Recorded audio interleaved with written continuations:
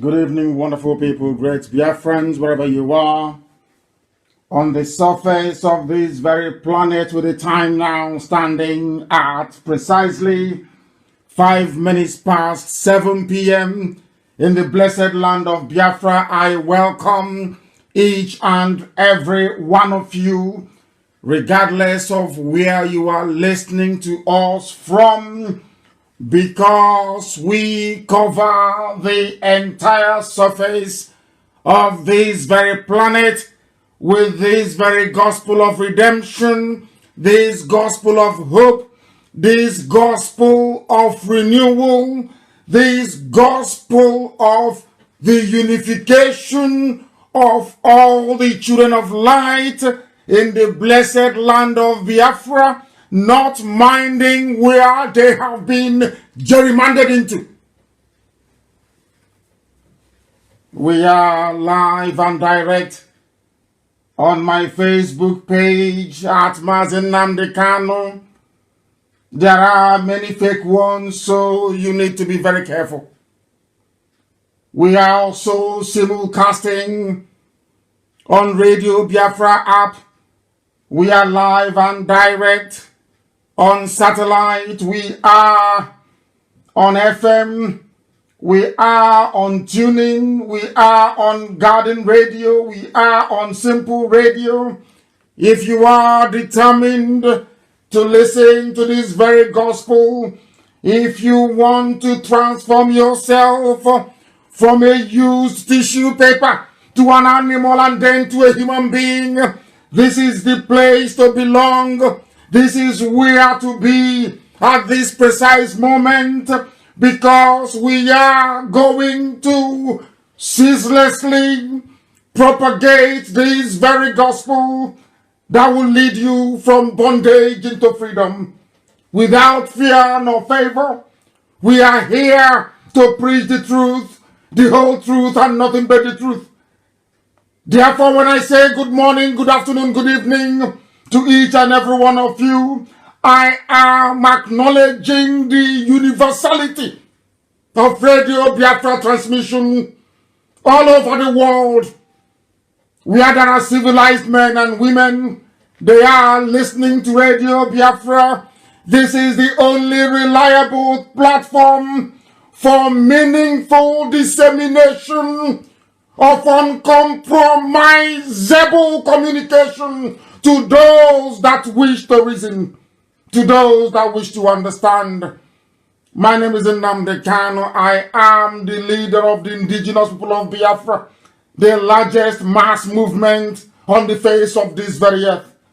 We have no arms, we have no ammunition, we have no guns, we have no bullets, we have no sword, we don't even have a catapult.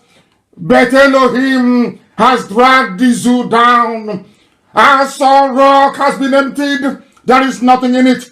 Aisha Buhari is prostituting herself from one man to the other, trying to hold on to what has crumbled. The zoo is no more, it doesn't exist. That is why we speak with every authority. That is why we are saying to all those neo-colonialists who are desperately clinging on to power in the hope of swindling, in the hope of looting, in the hope of emptying the treasury prior to the official announcement of the end of the zoo, that they are wasting their time, because nothing, I repeat, nothing will stop the zoo from imminent collapse. It is gone and gone completely. There is no president, there is no vice. There is absolutely nobody elected to pilot the affairs of the damnable animals in the Zoological Republic. That is why we speak with every authority, that though they may be trying the best they can, that Elohim has destroyed the zoo, and from where it will never recover. They should pray COVID-19 never ends, because they will see a drama the likes of which they have never seen before in their lives. The whole world will know about this very fraud. Humanity will judge them and punish them accordingly. We are going to pray as it is usual and customary for us to do. We must pray we must acknowledge the presence of Elohim in heaven. I must ask those who are admins to make sure that this very link from my page for those who wish to listen via social media, that this same link is also shared on Radio Biafra page. Very, very important that they do so. If people are struggling or wondering how they can listen, the best thing for you to do is to guide them. This evening we are going to pray. It doesn't matter what our enemies do. It doesn't matter what they are trying to do. It doesn't matter what their motives are. It doesn't matter what they intend to accomplish. One thing is inescapable. This very gospel must be preached uncompromisingly. Uncompromisingly. I will preach the truth, the whole truth and nothing but the truth. You may not like it. You may not be comfortable with it, but Elohim has given me a message. And that very gospel I must pray. We must pray. We need to pray.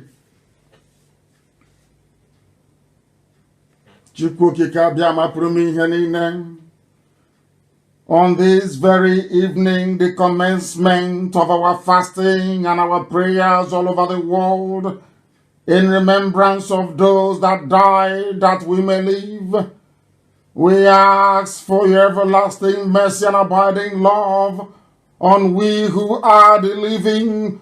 We ask Elohim for the safe repose of the souls of those that have departed in the cause of restoring Biafra. That very gallant class of 67 to 1970, very brave men, fearless, who for their sake, who for their gallantry, who for their bravery, we are still able to call upon your name today in truth and every honesty.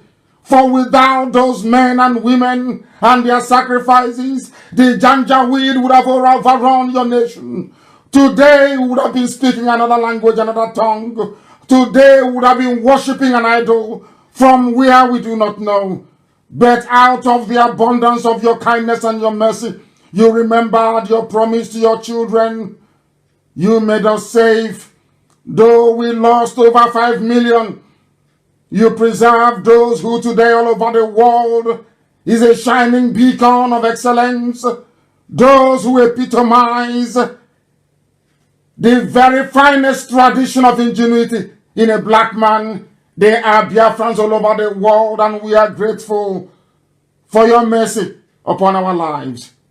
That is why when we say we love thee with all our heart and all our might, that we submit to your glory, that we bow before your throne of grace in heaven, when we say there is no other apart from thee, when we say that you are the creator of all that is made, but nothing made you. When we say you are the beginning and the end. When we say you are the Alpha and the Omega. When we say you are the only entity that gives life and gives grace in the lives of those that believe in thee. When we proclaim the coming of Biafra, predicated upon your promise to restore light upon the lives of those who has been darkened out of their own iniquity and foolishness. We have returned to thee because you are Elohim. Adonai, El Shaddai, you are our rock and our fortress. You are our deliverer. We give over the land of Biafra into your care because Biafra is being restored, that your name may be worshipped in truth and in every honesty. There will be no idolatry in Biafra. I promise you this when I was in detention, that Biafra will come out of your mercy. We will not bow before any graven image. We will recognize your entity as the Father, as the bringer of life and of hope in the darkened continent of Africa. That Biafra may come and your light will shine all over Africa. We call upon thee, because only you, Elohim, is worthy of praise. You have delivered us from the hands of our enemies. You have rendered asunder all those that came to bring discord in the land of Biafra. You have exposed the enemies within. You have rendered useless all those that sought to divide your land, the land of Biafra. Though they come with death, though we are being perennially slaughtered, though the torrents of destruction threaten to overwhelm us, we remain glued to your promise that you change it not, you do not fail. You are the God that answereth prayers. Our prayer is very simple. We have not come to levy war on anyone. We have not come that destruction may thrill every step that we make.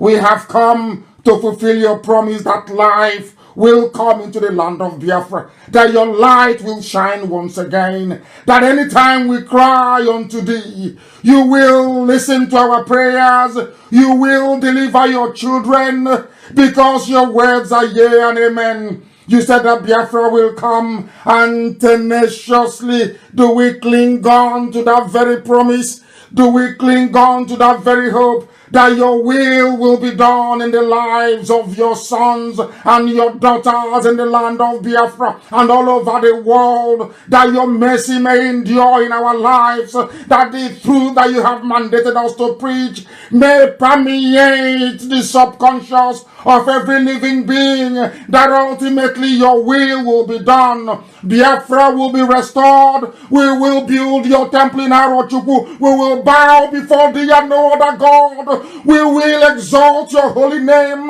We will glorify you from the end of the earth unto the end of the earth. And every generation that will come after this, they will say that very generation of IPOB, they clung on to the promise of Elohim, and Biafra came in their time, that your name may be exalted, that your name may be glorified, adored, and worshipped forever and ever, we pray. He said,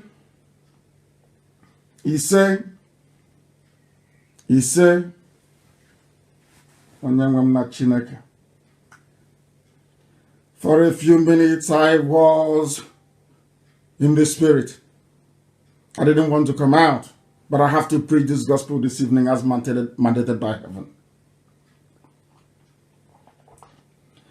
Go and get your pen and paper and the Falamajri and the Janjaweed, as I told you earlier on in my last post on my page, or should I say penultimate, given that we are listening to this very broadcast live. I asked you to bring your slate and your chalk. So as we are dissecting and digesting very complex issues of governance, of politics, of religion, of civic responsibility, of what it means to fight for your freedom, Alamajiri and Aboki, you can practice how to spell. Last, I think it was on Sunday, that you learned how to read from A to Z alphabet. Today, as we are deeply immersed in the knowledge of life, I will expect some of you at least to begin to learn how to spell simple things like cat and dog and cow. Because here, if you are afraid of the truth, believe you me, you cannot survive it. If you are afraid of the truth, this is not the platform for you. If you are afraid of the truth, then you are in one almighty trouble, because some people say that our language is sometimes unbecoming. Those who are afraid of the truth, they say that we insult them, but we don't insult anybody. I tell you the truth. If you do what is right, we will praise you. If you misbehave, we will shred you. It's as simple as that. This evening we must proceed very hastily, because I intend to take some calls this evening. A departure from the norm, a step away from our protocol. I will endeavor, given, should I say, the auspicious nature of the time that we are in, considering that 30th of May is upon us, when we remember those that died, that we may live. This very evening, I will do all that I can to make sure that we take your calls. But first of all, we must preach. And this evening, you will be shocked at the revelation we're about to make. You will marvel at the ignorance and stupidity of some people. You will become distressed as to the hopelessness of those who have allowed themselves to be called Nigerians. Because if you're a Nigerian, it means you are lower than an animal. If you call yourself a Nigerian, it means you are in a zoo. If you call yourself a Nigerian, it means you have no redemption. If you call yourself a Nigerian, it means that the rampaging Janjaweedism is your portion in life. Let us preach the gospel of heaven. If you see yourself as a zoo animal, here we can make you become human once again through education. But if you are a used tissue paper, as some of you fondly refer to yourselves, then we cannot help you. This is the situation right now in Biafra land. As I told you, we intend to spread this very gospel this evening. I want the whole world to understand what we are going through. I want humanity to comprehend the scale of suffering. I want everybody who is capable of discernment to feel sorry for what we are passing through in the land of Biafra. Because what is happening to us is unfathomable. What is happening to us defies logic. What is happening to us should not be allowed to continue.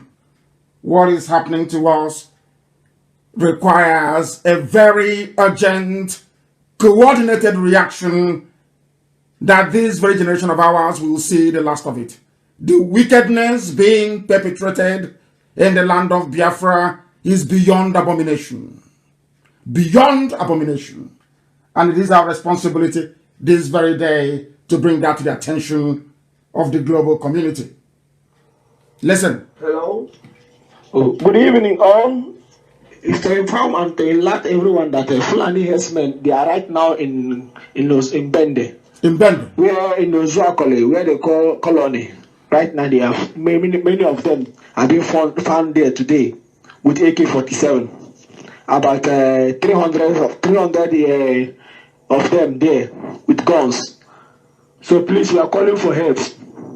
And the community have been alerted already, and they are all working to do something. But we still need help because we don't know whether they will attack this night or tomorrow. I'm just doing this to inform all our principal officers. That's a challenge in the Bende, precisely Ozuakole and colony, where they call colonies through colony by in colony in that bush, colony and Mba and Loho. There's a forest there. They are in that forest. Please, if anyone get this information, please immediately inform all our principal officers for what is happening in Bende, precisely in Ozuakole colony. Thank you. God bless you all. I hope you have heard it. For those of you who are living in America, for those of you who think that you're sensible and reasonable, 300 armed fighters have now come into Ozuakole. If you come from Bende, and perhaps you are as old as I am, or you went to Methodist College Ozuakole, one of the, I will call it an Ivy League school. If you are acquainted with that part of the world, Mba, Dogum, and Ozuakole, you will know where the colony is. This very evening, right now, this very second, there are 300 armed Fulani terrorists who have camped there with the help of the Nigerian army, with the help of the Nigerian police, which of course is being should I say, controlled by the Fulani. It took them many years to plan this. They didn't just wake up one night and decide to flood down to the south. No. As we are busy trying to be politically correct, as we are busy talking rubbish on video, backstabbing as usual, mouthing our rubbish, working for a new Nigeria, working to divide Biafra land, working to sabotage any coordinated effort to confront our enemies from the Sahel. This is the gift you have given to us. Your complacency, your sabotage, and your treachery. Some of you never knew that it would affect you. But this very evening, if you have ever sabotaged IPOB, if you have ever sabotaged Biafra, if you have ever supported the zoo called Nigeria, right now in Ozakole is the result of your labor. All those years you spent working for the enemy without knowing it. All those years you've spent eating your own flesh out of envy and jealousy because IPOB is blessed. All those years you've spent writing and mouthing rubbish. All those you've spent wallowing in your stupidity. All those years you have spent serving the zoo. The result is now in leper colony in Ozakole. That is what you have given to us. All of you telling us, oh, I have a property in Kanu, I have a property in Abuja, I live in Lagos. Do you see what you have done? Because of you now, leper colony in Ozakole has been overrun. Because of you, the colony has been taken over. A portion of Ozakole is under Fulani occupation. All of you, we've been asking for very many years that we need help and assistance to compel these people to leave our land. And you have been prevaricating, you've been delaying, you've been talking rubbish after rubbish. You've been gossiping, grown-up men in the US, gossiping from one useless meeting to another, from one hopeless meeting to another. All your years of gossiping, all your years of stupidity, all your years of backbiting, can you see the resultant effect in Ozakole? This is just the tip of the iceberg. There is another video from Ebonyi, and I hope that Amaka will lay her hands on it and be able to publish it. What they are doing, houses being burnt and destroyed, before your very eyes you see these things happening. It's only IPOB who has been fighting. For nearly 10 months now, we have been fighting consistently. And I will come on air and I will tell you that the Fulani army and police, that Ohaneze Ndioshi and the so-called politicians, they are in concert with these people to overrun and take over our land. Some of you wouldn't listen, but now it's happening. They are now in Ozakole. They are destroying houses in Ebonyi. The very limited resistance we are putting up in Ebonyi is what our budget can carry. I have seen some idiots, they come, some people say, oh, you should stop, you should reduce calling people idiots that our kids are listening. Tell your children that I am referring to those that have betrayed us and who, because of what they have done, both individually and collectively, have put us in a very perilous situation. Our people are dying, our land is being overtaken, we are being overrun. Everywhere they are coming with arms. There is no way I can decorate my words. I'm a very angry person. Very, very bitter at our complacency and stupidity, and you want me to sugarcoat how I say things. I won't do it. If your children ask you, mommy or daddy, why is the uncle talking on radio? Why is he using those words? Look at your child and say, my dear child, I am sorry. I have been very stupid. I contributed to the mess happening in Biafra land. Be honest with your children and tell them the truth. All your years of gossiping, have you seen it? Grown-up men that listen to gossip, have you seen the result? When we are in Ebonyi fighting, you were not there. When we are in Delta fighting them, none of you knew until they started rounding up and arresting IPOB inside Delta. I came on air and I said it. If they finish arresting IPOB, you will not have people to defend Delta. They thought I was joking. They succeeded in what they were planning with the fire cover. Now the result is there. They have now taken over Delta State. Have you not seen it? Are all of you blind? You cannot see? I will play it later. Very shortly I will play it for all of you, that you may understand. So when your children say to you that uncle talking is very upset, he says things, he's cursing people, tell your children that you are the reason why that uncle is talking the way he's talking. Because all of you put our land in jeopardy. And you think we are going to forgive you? Even if you like, you go and bring us the sun and the moon. We'll never forgive you. All this nonsense going on now should have been stopped from the beginning. I warned you in 2012, 2013, 2014, 2015. Until I was arrested, I came out. I kept warning you, let us prepare, let us prepare, let us get ready. You said no. What some idiots did, as I was, they said, oh, you don't talk to politicians, you don't cooperate with them. As I came out, I spoke to a few of them, and I said, can you see our condition? Are you going to do something about it? Not one single soul. I'm saying it live to the hearing of the whole world. Not one single politician from Igbo land, from Efik, from Ibibio. I spoke to all of them. I sent emissaries to them. I said to them, this is what is coming. There is no governor in Biafra land. There is none in the so-called Southeast or South or Niger Delta and all the useless democracy that goes with it. I spoke to all of them. I sent people to them. Let us prepare. I'm telling you now. And all of them said no. That they are planning. They promised all of them vice president. All of them. Everybody was promised VP.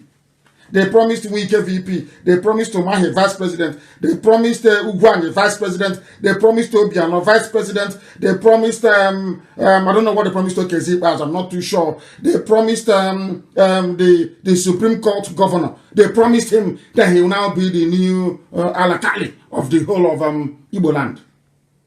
These are the people you have as your politicians. They have no foresight. They have no vision.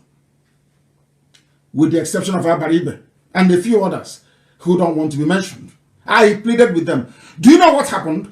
The same politicians, some of them, working for the zoo, went behind my back and started telling them, make sure you don't give any arms to Nnamdi Kanu. If you do, he will defeat the zoo, Nigeria, and he will come and kill all of us. I said it before live on air. I have said it many times. Instead of them to see what I have seen, they went about gossiping. It was that gossip that led to Operation Python Dance. That same gossip. What Igbo men are doing with gossip, I have no idea. Why a grown-up man that claims, or woman who claims they're educated, somebody can come to you in the middle of the night and be whispering rubbish to you, inboxing you nonsense. You don't have the presence of mind to ask the person, please, why don't you bring me the evidence you have? Simple evidence. Because there's a saying where we come from. You don't judge by only listening to one side of the story. Listen to everybody involved. You listen to gossip. Oh, let's not support hiding your prejudice and your little jealousy. All of that nonsense is the reason why right now, Zakol is occupied. That is why in Ebonyi State, as I'm going to play for you, that is why. Listen, Ebonyi. In Ebonyi. No government. There is no government in Ebonyi. They are complaining in Igbo language. A house destroyed and burnt. No arrest. You won't hear the police. There is no Yoruba media reporting it. There is no BBC. All of them, they are all silent because they are in on it. They want our land to be taken over. They want us to be a conquered people. When we tell you something you don't want to hear. Have you seen the destruction? 3 villages. have been vandalized. 3 villages destroyed. This is the video. Destroyed and vandalized in Ebonyi. Nobody knows the actual people. Only IPO Biarfra we are fighting with nothing, less to nothing. Now. We have with bare hands we are fighting. It's in the going. Have you seen it? Our government. The state government is aware of this. State government is aware. The state government is aware of this. In Ebonyi. Because I have reported this and said they should urgently come. Are you listening? You're from Ebonyi, you're in Lagos, you're in Abuja, thinking you're having fun. Our land is gone. They went to the well that we dug. But and they poisoned it. Goat, fowl, what everybody is being killed. Human beings, goat, fowl, every animal is being destroyed by the Janjaweed in Ebonyi. Who is there fighting them? Only IPOB. Any help or support from anywhere? The answer is no. There is no support. Some idiots are talking rubbish. Oh, they give you money. Yeah, you have money. Yeah, they give you money to go and buy web. And I'm looking at the idiots, the fools. Fools. That is why I said to them, I will not accept anything from anybody. If you have any contribution to make in America, go to World Igbo Congress. You people are horrible human beings. Tomorrow now, both those that contributed and those that didn't contribute, they will say they contributed for 4.4 trillion. And they gave to Nnamdi Kanu, which is a lie. An Igbo man doesn't give you money. That is how life is, unless he or she is benefiting from it. Very rarely, an Igbo man can come out deep hand in his pocket, bring out $1 million or 2 or 3, and say, give you, go and buy weapons to defend our land. They don't do it. That is a fact of life. Or you will see idiots. They are not part of IPOB. They have never contributed 1 dime in their life. They will take their useless Chinese phone and be doing video, talking rubbish. Talking nonsense. That is who they are. That is how they roll. That is how they operate. That is the nature that they possess within them. What do you want me to show you? Have you seen the beheaded woman in Ebonyi? Our mothers are being raped, being beheaded. Every blessed day, we lament, we complain. Somebody say, oh, let's see what you can do. You say another idiot. Tomorrow they make a video. Oh, how about the money we contributed before? But you didn't contribute anything. There is no money. You that is talking, did you contribute to IPOB? The answer is no. Ask them the evidence of all the money that was contributed to buy arms. They have none. They don't have any. The idiot talking did not contribute not 1 dime. All they have done is to be working for the Janjaweed. Working for the Janjaweed, the invaders, by dampening your spirit. I know that one day, the politician, before the end of next month, I will mention his name live on air. I will tell the whole world his name. He went about in Abuja telling them, do not support. And I said to him, apart from 5 or 6 people all over the world who can fund this project, who do you think can bring out support for us to move forward? Look at the Yorubas. You can't even learn from them. You can't learn because they come to all of you. They promise you it's your turn now to be vice president. Meanwhile, I'm handing you over to Tambuwal. You work with him. You start to work against the interest of your people. And you claim you're a politician. You claim you're educated. You claim you're learned. You claim you love your people. But in actual fact, you're working for the zoo. You're working for the North to colonize you, to invade you, to take over all your land. That is what is happening, isn't it? Have you now seen it? Look at Ebonyi. Are you not ashamed of yourself? Are people not ashamed? Do you people have shame at all? Do you have shame at all? There was a young man before I came on air, a viral video of a young black man killed. Is it in Minnesota in America? The white policeman knelt on his neck, snapped it, and he died. And I was thinking to myself, if Africa was a viable continent, what would black people be doing in America? They would be in Africa.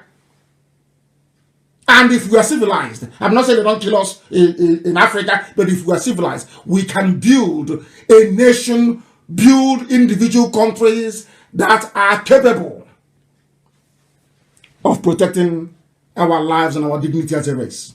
But we're in America. We'll discuss it now for 2 days, and that one will disappear. It's gone. Another useless black life lost. The same way they're slaughtering us. We have nowhere to go. Instead of people to come together and say enough is enough. That's all it takes. Enough is enough. How many are the Fulanis? How many are they? They conquered, I was kept quiet like a bunch of idiots. They conquered Nupe the same. They conquered Gwari the same. The same people conquered Yoruba the same thing. Now they're coming to conquer us. And all of them are all quiet. They have swept over the so-called Middle Belt. The TVs they are gone long time ago. They are vassals long time ago. All that it takes to stop them, the only thing it takes to stop the Janjaweed is simple, tiny cooperation. Very, very small. It doesn't take anything. It won't cost you anything. All the money that you have been giving to Yoruba pastors in the last 3 weeks alone, even in COVID-19, can give us enough arms to defend ourselves forever and ever. But you see how you reason. You see the way you think.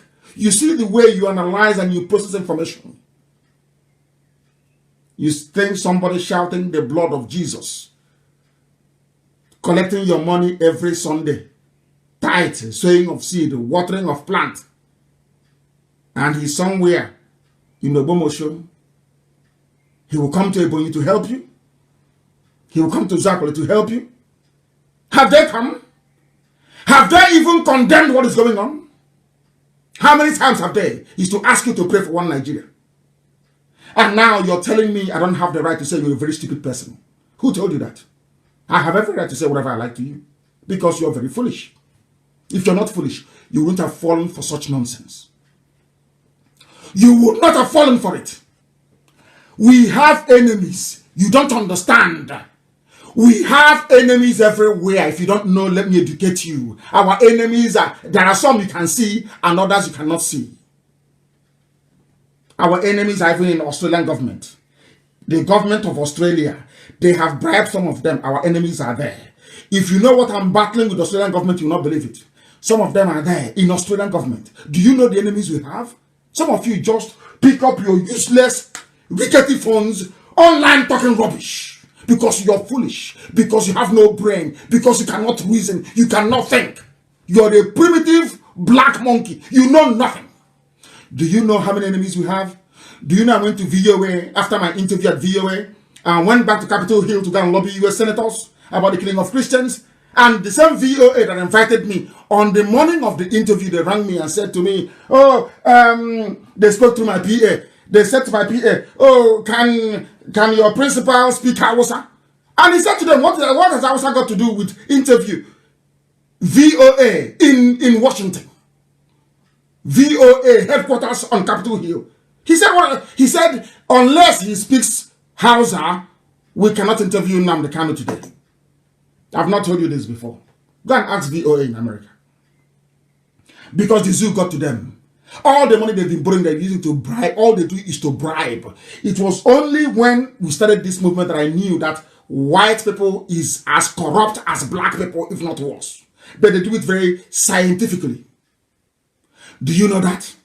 Are you aware of that? Do you know that VOA cancelled my interview because you know what they said? That I should go to Nigeria embassy and bring somebody who speaks Hausa to debate with me. I said to them, I don't mind debating with anybody, but you can bring the person. Let me shred them. In America, I will vaporize them before the whole world. They said no. I should go and bring somebody who speaks Hausa so they can interview me in Hausa language. And I said, with all due respect, VOA, you're talking rubbish. That was how the interview was cancelled. Do you know how many enemies you have? All these idiots running all over the place, yapping rubbish. Do you know how many enemies you have? Have you been to the US State Department before? Have you tried to table the issue of Biafra before? Have you received any responses? Do you hear what they are saying? Do you know what they are saying about Biafra? About the zoo? About dividing the zoo? Do you know how many billionaires? Do you know how many billionaires they are making from Nigeria? Do you know? You have any idea? No. If I tell you that they love the corruption in Nigeria, will you believe me? Only a handful of them. Because there's always a handful of white people with conscience. That is one thing about them. No matter how bad they are, there is always a handful of white people with conscience. Do you know how many millionaires they make from Nigeria every month? And you want somebody who is sitting in the United States State Department or UN making money from Nigeria, or an ambassador in Nigeria making millions out of bribery. You want them to now come and say, oh, let's divide Nigeria. Where would they get their money from? The free money they're getting. Some of you don't listen, you don't think, you don't analyze. All they say, you take it, that is the money. Anytime I come on air and I say that we have difficulties, we need money, that is the only thing that you hear. And the idiots talking hasn't contributed one dime. That thing about us. It reminds me of a story that my friend told me many years ago. A very close friend of mine then. You know, in the village, every Christmas, every Easter, or New Year festival, we dance as kids. We used to start, we dance Echo in my village, but you start from Echo. That's one called Echo. You dance Echo, then you dance Agaba, then before you now graduate to Udon. That is how we grew. That's how we raise kids where we come from. And as you dance Echo, maybe during Christmas or Easter, you go from house to house dancing as kids. People will be giving you money as children. And after giving you that money, you come back to the house, you give the money to your mom. And then your mother is in trouble. Hey, your mom is in trouble. Do you know what happened? My friend told me that the sister, after dancing, gave the money, maybe equivalent of about 20 kobo in those days when money had value. Gave 20 kobo to her mom, her share of the money she made from dancing. You know, all these little kids dance they do in the village. You know what happened? The next day, they were going to school. My friend's sister, little sister, said to the mom, "Mom, give me money for pencil." The mom went into out of the 20 kobo, gave her 1 kobo. Said, "Go and buy pencil and give me change, I'll keep for you." She did. The next day, mom, there is this dress I saw Angreka is wearing, I like it, give me money. From that same money. "Mom, there is no school fees, give me money." After nearly 1 year, she was still asking for the same money. The mother asked her, "This money you gave me since last Christmas, so does it mean it never finishes? Does it mean it never ever finishes? Every time because you gave me 20 kobo, you have collected more than 1 naira from me, you are still coming. If I ask you, oh, where do I get money from? You ask me to go back to that money you gave me last Christmas, but the money is finished, and you're still asking for it." That is how Igbo people behave. That's their behavior. If you ask them for any help, you're in trouble. Any day you open your mouth to ask Igbo people for help, you're finished. Unless they benefit from it. Because every time you ask, "Oh, why don't you go back to?" Both those that gave and those that didn't give, they don't know they are doing the Janjaweed job for them. You don't know that. Your stupidity, your envy, and your jealousy, all it ever ends up accomplishing is emboldening the enemies to come in. Somebody came to me and begged me to become the governor of the state, and I told him I don't participate in politics. He went back and started telling politicians not to, those who had, because as we preach, some of them buy into it. Some are buying into it. They know it's the truth. They know their land will be gone. Are you telling me that exactly where these people are, they don't have any senator, they don't have any house of rep? Of course they do. They knew it. Somebody, because I said to him, "I can't support you. I'm not into politics." As I said, I'll mention his name one day. He went about telling people, "Oh, do not support. Do not support." And that is why we are where we are today. And now the Janjaweeds have come, and it's not even in the zoo.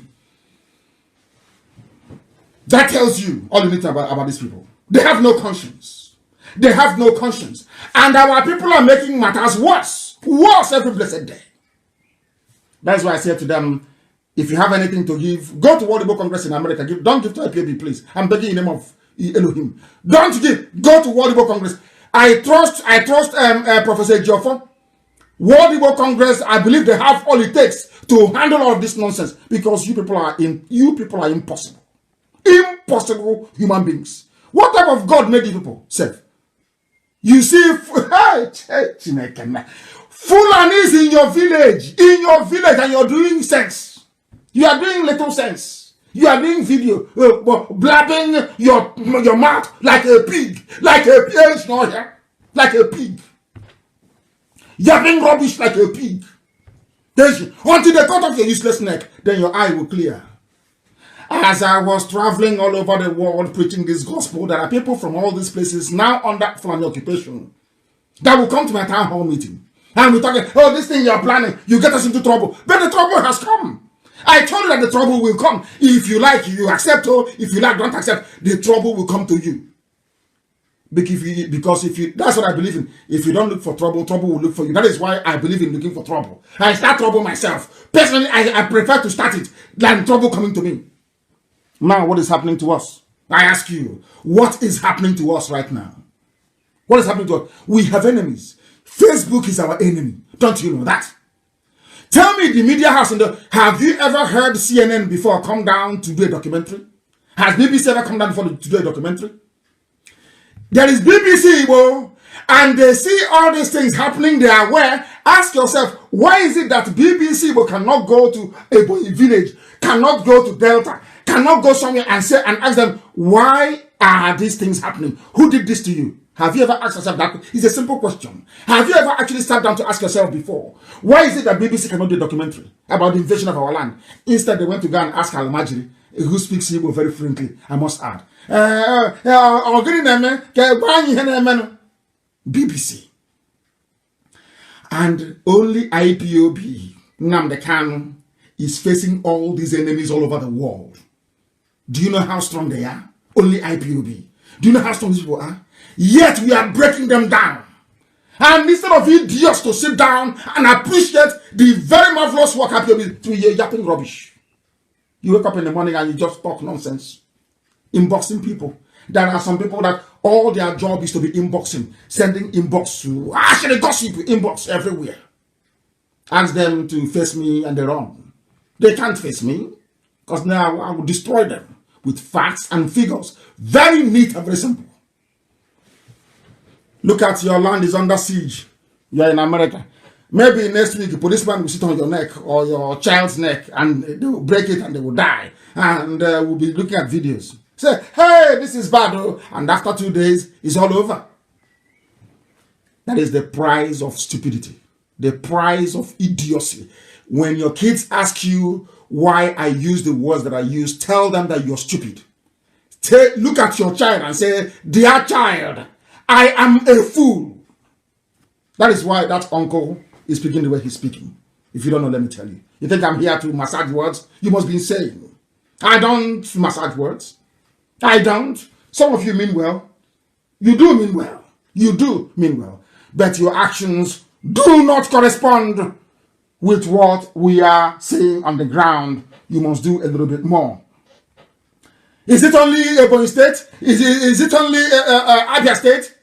Uzakoli? No. Let us go a bit further. Let us go to the land, Igbo land in Delta. Some idiot I read was telling me nonsense about they are from Ukwane. It's from, they came from Bini. Hey! And I said, what is the name? What is the name of Ukwane in Bini language? They cannot tell me. So they're from Benin, they're speaking Igbo. Are you not stupid? How can somebody come from Benin and be speaking Igbo? Does that make any sense to anybody? Does that make any sense? This is years of mental destitution. I don't want to be speaking too much grammar all the time. Years of mental idiocy. Your name is Ifeanyi Okowa. Somebody answering Oviewerem or Moyeren or whatever is coming and telling you you are related to him. You're from Benin and you're jumping up and down like a spring chicken, saying yes, I'm from Benin. Are you not sincere? Is your brain correct? Is your brain okay at all? That is what years of living in a zoo has done to people. We have enemies. Our enemies are not just the Janjaweed, the Fulani you see in the north. Everywhere. Because they are afraid. Some corrupt neo-colonialists are afraid of Biafra. They think that Biafra will have the same effect on Africans the same way that Japan did in Southeast Asia. Because, as we say where we come from, if people see that Biafra is successful, Oduduwa will strive to be like Biafra. Even the Janjaweed in the north, Hausa will strive to be like Biafra. People will work harder because people are at their best when there is competition. That's something that people don't know. The reason why IPOB is preeminent is because from day one, we were put under pressure. From day one. And that is why I say to people, don't worry when people talk rubbish and it's good for us. It reminds us the price of failure, that you cannot fail. People will copy from us. When Biafra is free, Africa will learn from Biafra. They know it. That is what Fulani is running from. Fulani knows that once Biafra stands and we are doing very well, when they go to beg for money, which is all that they do, which is to beg, the world will ask them, but are you not the same people with the Biafrans? Some of you don't know what is happening in Africa. It's a trend that the likes of Rwanda is trying to reverse. This trend of what I call the democratization of idiocy and poverty. Everybody is poor. So when you go to beg for loan, go to ask for grant, as COVID-19 is raging, you're begging for everything from syringe to ordinary water bottle. And everybody is begging from Africa. There's no problem. Understand this very clearly. But if other African countries are doing well, then the person you're begging for money will ask you, but I don't have other people who are doing well. They're not begging us for money. Why have you come? That is one thing the Fulani don't want. They know that once Biafra stands, Biafra will be a beacon. And they don't want it. All these, their useless, janjaweed, feudal way of existence will disappear. Because I'll imagine we then ask them, can't you really see us then they leave them for Biafra? That's what people say to them. Why can't you be like Biafra? That is what the Janjaweed are afraid of. That's all. Nothing more, nothing less. Why can't we have competition? Why can't we say, okay, this is your Biafra, okay, take it and go. Let's see what you can do. Because they know that once they do it, I'm telling you, in 6 months only, they'll be begging to come into Biafra land. They know it very well. And that's what they're afraid of.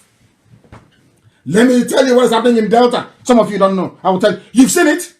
You have seen it. But you have not read meaning into it. That's what I'm here to make you do. You have not read meaning into it. You must see it. You must see it. In the Bashimile North local government Listen. Delta State are protesting an executive order from the local government chairman evicting them. The chairman of the council, Mr. Louis Ndukwe, had issued an order asking those residing... His name is Louis Ndukwe. Louis Ndukwe. Ndukwe. But he's from Benin. He's not from Benin. His name is Louis Ndukwe. I have never seen such idiots before. What he did is very good. And we are going to get to that in a minute. This is Channels TV covering the plight of Fulani terrorists in Delta State. Now, I'm asking you a question. You have seen we have made every effort to contact Dave Umahi about what is happening in Ebonyi State. Have they ever been to Ebonyi State to report before? When they were killing us in the north, did you see Channels TV report about the beheading of Igbo people in the north? Or the killing of Biafrans? Have you ever heard them or seen them report about what is happening, the influx, the invasion? No. But anywhere Fulani is under threat, not under any threat, don't live in the bush. That's all. You see channels, they will appear immediately. Oh, they're trying to evict Fulani, Fulani. I am telling you that the Janjaweed, they know who to bribe, when to bribe, and how to extract the best. That is how they're holding everybody hostage. All of you are foolish because they're holding you hostage. You have no brain. They go to channels run by Yoruba. They give them money. Channels will now be covering their issue. Now, when we now go to America or we go to EU and or UN, we say, can you see what is happening? They will say, oh, but according to Channels report of the 26th of May 2020, they said you people are the ones disturbing the peace. You're the ones chasing the Fulanis away. Now you understand it? That is what the diplomat will tell me. Wait until after COVID. Once I see that's what they're going to tell me. You people are the ones chasing Fulanis away. Are you following? Listen very carefully to understand how they are playing with manipulating your brain so you cannot reason properly. This is any time somebody comes to you and tells you something wrong about IPOB, Nnamdi Kanu, or Biafra, or this, you plan to cause war. No, that person is working for the zoo. Is working for Nigeria For they are working to destroy you, to completely annihilate you as a race. I told you what happened. Did I tell you what happened? Very, very sad indeed. That's what they do. They come and they say, oh, he's trying to cause war. Don't support him. But that thing you're avoiding, it has come to you now. Has it not come? Has it not come? Has it not come? Has it not come? I ask you. Unbelievable. I'm going to show you this evening what they're doing with your lives. It's called subtle manipulation. I did mass communication as an elective. Subtle manipulation. You will not know. They got what he did. They said, this is thing Nnamdi Kanu is doing to bring war. That idiot will be trumpeting it all over the place. And you know, all of us Biafrans, we are our spirit is very, very easy to dampen. If not for the years of training and tutorship in IPOB on this platform, some of you would have fallen by the wayside by now, because you are programmed to receive gossip. That is how your mind functions. That is how your essence flow. You are programmed to receive and gobble up gossip without interrogation. And that's what they're playing on. All the politicians that they met and said, don't support IPOB to defend our land, where are they today? Has any of them come to say, oh, we are sorry, we should have listened to you? No. But did I not warn you before? In America, did I not warn you? So, but I went to America to solicit for funds. They didn't give me anything. No dime was given to me. But you know, some idiots, they have listened to Loretta Onochie, that ex-madam, a harlot trafficker. They will listen and say, oh, but they gave you money in America. I'm asking, who gave me money in America? Where, when, what date? Do you see how they flow? And these are young Biafrans talking nonsense. From their mouth comes rubbish. Compromised idiots that have nothing to offer. Absolutely nothing. That will be mouthing and yapping every blessed day. Now they have come. They're also in LLM. They're in oil mill as we speak. Let me tell you what's happening in Delta, because some of you don't know. Forested area. Listen. Vacate that place within 7 days or have their structures demolished. Mr. Ndukwe explains that the order is not targeted at victimizing anyone or tribe or person, but to rid the bushes of criminals. Listen. Who always use the place to perpetrate heinous crimes. We are Nigerians. They are saying, oh, Igbos are living in Kanu. They are living in Kaduna. Because of that, we are Nigerians. We have the right to live anywhere we find, including our farmland, including our forests, including our bushes. Now, do you understand what is going on? Some of you saw it, you saw this very news. What did you do? What did you do? Let us hear what Mr. Ndukwe has to say. Mr. Ndukwe from Benin. Oh, my goodness. The government, the federal government, state government should come into our aid and leave us, allow us. Fulani is saying, state government, federal government, come to our aid in Igbo land. In Igbo land, in the bush of Igbo land. Come to our aid, come and help us. Come and help us, which means bring the army, bring the police, come and kill all the villagers. So we can take over. The same thing they did to Awosa, the same thing they did to Nupe, the same thing they did to Gwari, the same thing they did to Yoruba. Is the same pattern. They never change. They never ever change. They never ever change. When will you people learn? When will you understand that your land is under siege? You are under threat. Your way of life is about to go. It's about to vanish, about to evaporate. When will you know this? When? How else do you want me to put it? I say, how else? Don't call me to ask me. If you're in America, keep shouting at America. Go to World Igbo Congress. Go there and find them. Maybe you can be of use after all. Don't come to IPOB. Don't come to... I told you in 2015 that a time will come, people will come to me to lead this very army, and I will not lead it. Go to that video I made in Los Angeles. It's there. It's a timeless classic. It never... People never get out of watching it. Go and watch it again. In that video, I said, a time will come, you will ask me to lead this army, I will not lead it out of your complacency and your stupidity. It has happened. That is why we need nothing from you. IPOB needs nothing from you. We will do the best we can, but if we are facing army. Back home, we are facing police. Because everything with a gun we are facing with bare hands. With bare hands. and it doesn't touch you, you are not moved. That's how evil some of you are. All you're concerned about is, how do I become envious? You cannot be Nnamdi Kanu. Elohim sent me. The devil sent you. So who do you think is going to win? God in heaven sent me. You were sent by Lucifer. So who do you think is going to win this very battle? So do you actually think that talking rubbish on Facebook is going to save you? Do you think it's going to save you? When the time comes, you will know how mean we are. Right now, you have no idea. You will see it very, very soon. Let's see. Al-Majri is protesting in Delta State. In Igbo land. In Delta State. Protesting. Calling federal government, come and help us. And this is what Britain loves, British diplomats. Not Boris Johnson, by the way. Hey, Igbos they have come again.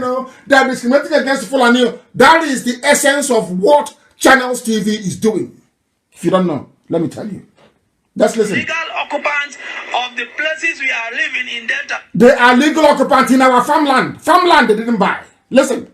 They should come to our aid and halt and stop this said local government chairman from passing this his so-called executive order. Whoever is living in any place is a lawful tenant, is a legal occupant of that place. We have the receipt they gave us for each year we pay tenancy. The ultimatum is a 7-day. This is Ndukwe. That doesn't mean that where necessary some certain amendments or waivers will not be given or extension of time. But the important thing of note here, because we're going to come down very heavily on defaulters. We have agreed in tandem with the traditional rulers, we have agreed with stakeholders, we have communicated the police, we have communicated the DSS. What we are saying is that enough is enough. We don't want to accommodate anybody in our bushes anymore. It is not about me. It's about our people. And it is what we have decided. And that is how the way to go.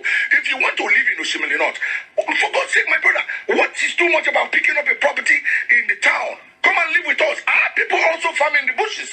But we don't live in the bushes. So how come you're bothered about living in the bushes? That means there's something about you. He has spoken like a man. Spoken like a man.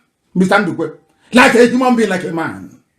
We don't live in the bushes. When we go to Kaduna, do we live in the bushes? When we go to Zaria, do we live in the bushes? We are in Meduguri, are we in the bushes? We are in Sokoto, are we in the bushes? We go to the town, we develop it. We develop their places. They come, they go to our bushes to take our land from us. And some of you are busy making useless videos and making a caricature of your idiots online. A caricature of your stupidity. And online, people are laughing at you, but you don't know. The Janjaweed, they are laughing. In Kaduna, in Sokoto, they are just huddled up laughing. Driving their fancy cars. They're laughing at you because of your stupidity. One day you are Biarfra, the next day you're Niger Delta, the other one you're South, the other one you're Bendel, the other one you're Midwest. Only white human being. You're not ashamed. Look at, because of that, Bendel, Niger Delta, we are not Igbo. That is why they are in Oshimili. What is the meaning of Oshimili? Oshimili North. Igbo name, river, for river. People don't reason. People, and that is why whenever fools come on radio Biafra, they get irritated. Because they cannot comprehend the level of understanding we possess relating to our condition in the zoo called Nigeria as Biafrans. They marvel at it. We must continue this very evening. The time now, of course, is how many minutes past? It is now 9 minutes past 8 p.m. in the evening. The whole world is listening to us, of course. Now, listen on. All of a sudden, the same Okoro we've been talking to for ages is now saying, we are now going to take our destiny into our hands. What does that mean in simple English? That thing that Nnamdi Kanu has been saying, that thing IPOB has been saying for years, now we are now going to do it. We will take our destiny into our hands. That is what we have been doing. This is Governor Okowa. Ifeanyi Okowa. Are you listening? He is now saying that as herdsmen attacks persist in Delta. So now you agree that herdsmen are attacking. Now you believe that these people are doing all they can to exterminate us. Now you believe that things are no longer right. Exactly what IPOB has been saying for years. But you are the governor that helped a Fulani man clean up Delta for you. Clean up Delta in the sense that they removed every defenses we put in place in Delta to allow the Fulanis to come in. Now they have come in. They promised him vice president as well. You do your bit for vice presidency. He has done it. Now his land is under threat. Now he's suffering. Now he's feeling the heat. Do you see how they roll in the zoo? Do you now understand it? That's the final cover for you. Now they believe that there's killing going on everywhere. And the Fulanis are protesting in land that doesn't belong to them. Unbelievable. Things are happening in the zoo, you know. Things are happening in the zoo, I tell you. Things are happening in the zoo that some of you will marvel.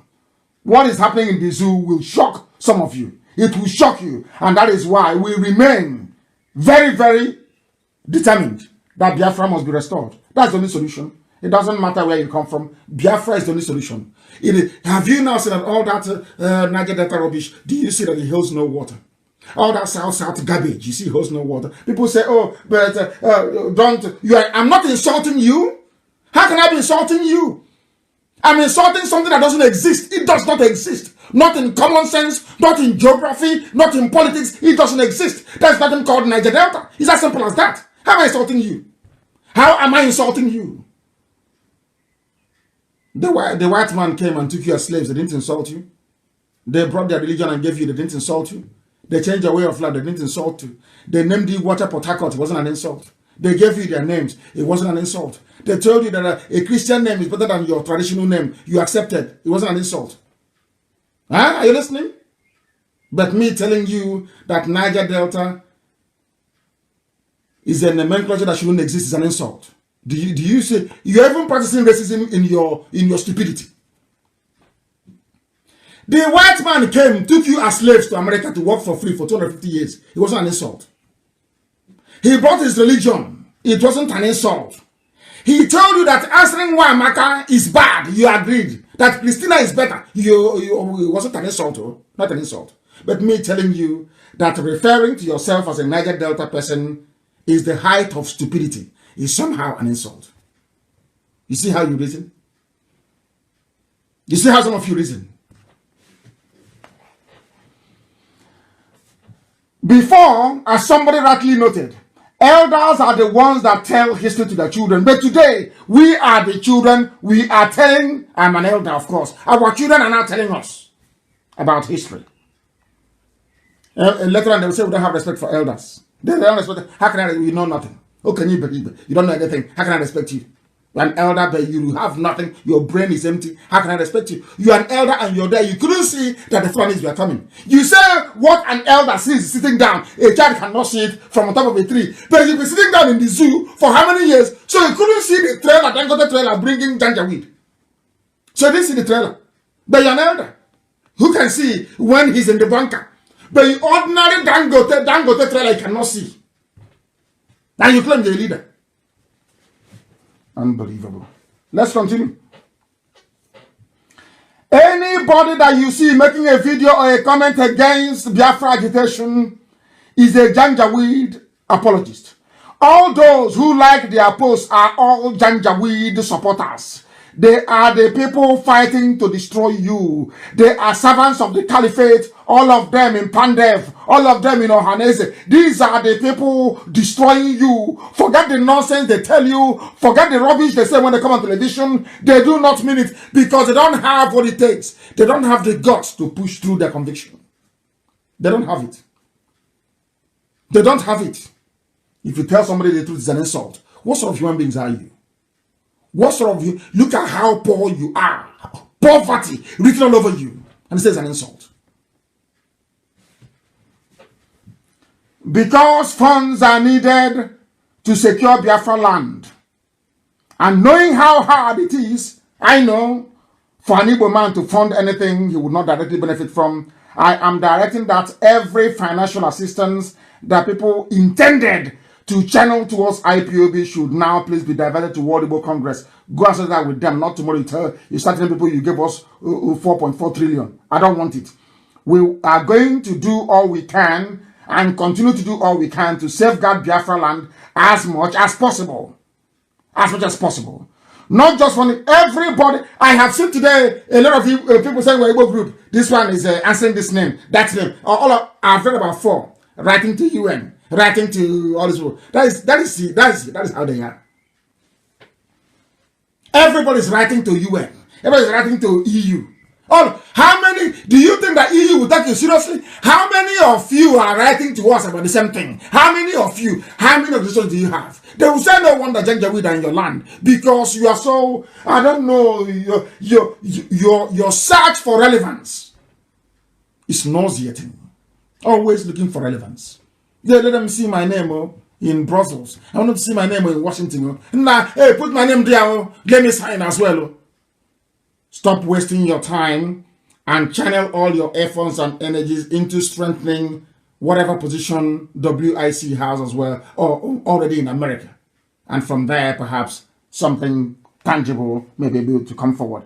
I asked some people a while back to try and contribute towards what we are doing. If you remember very well, I went to America. This same America, I keep going to US all the time. I keep going and reminding them they don't do anything. I was in the USA a few months ago and I asked them to contribute $1. They never did.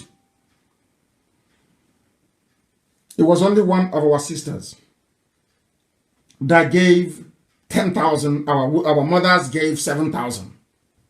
What is in the account, I will tell you today. I set up this fund long time ago for this period of Janjaweed coming. What we have in the account is $40,000. You know me, I don't hide anything.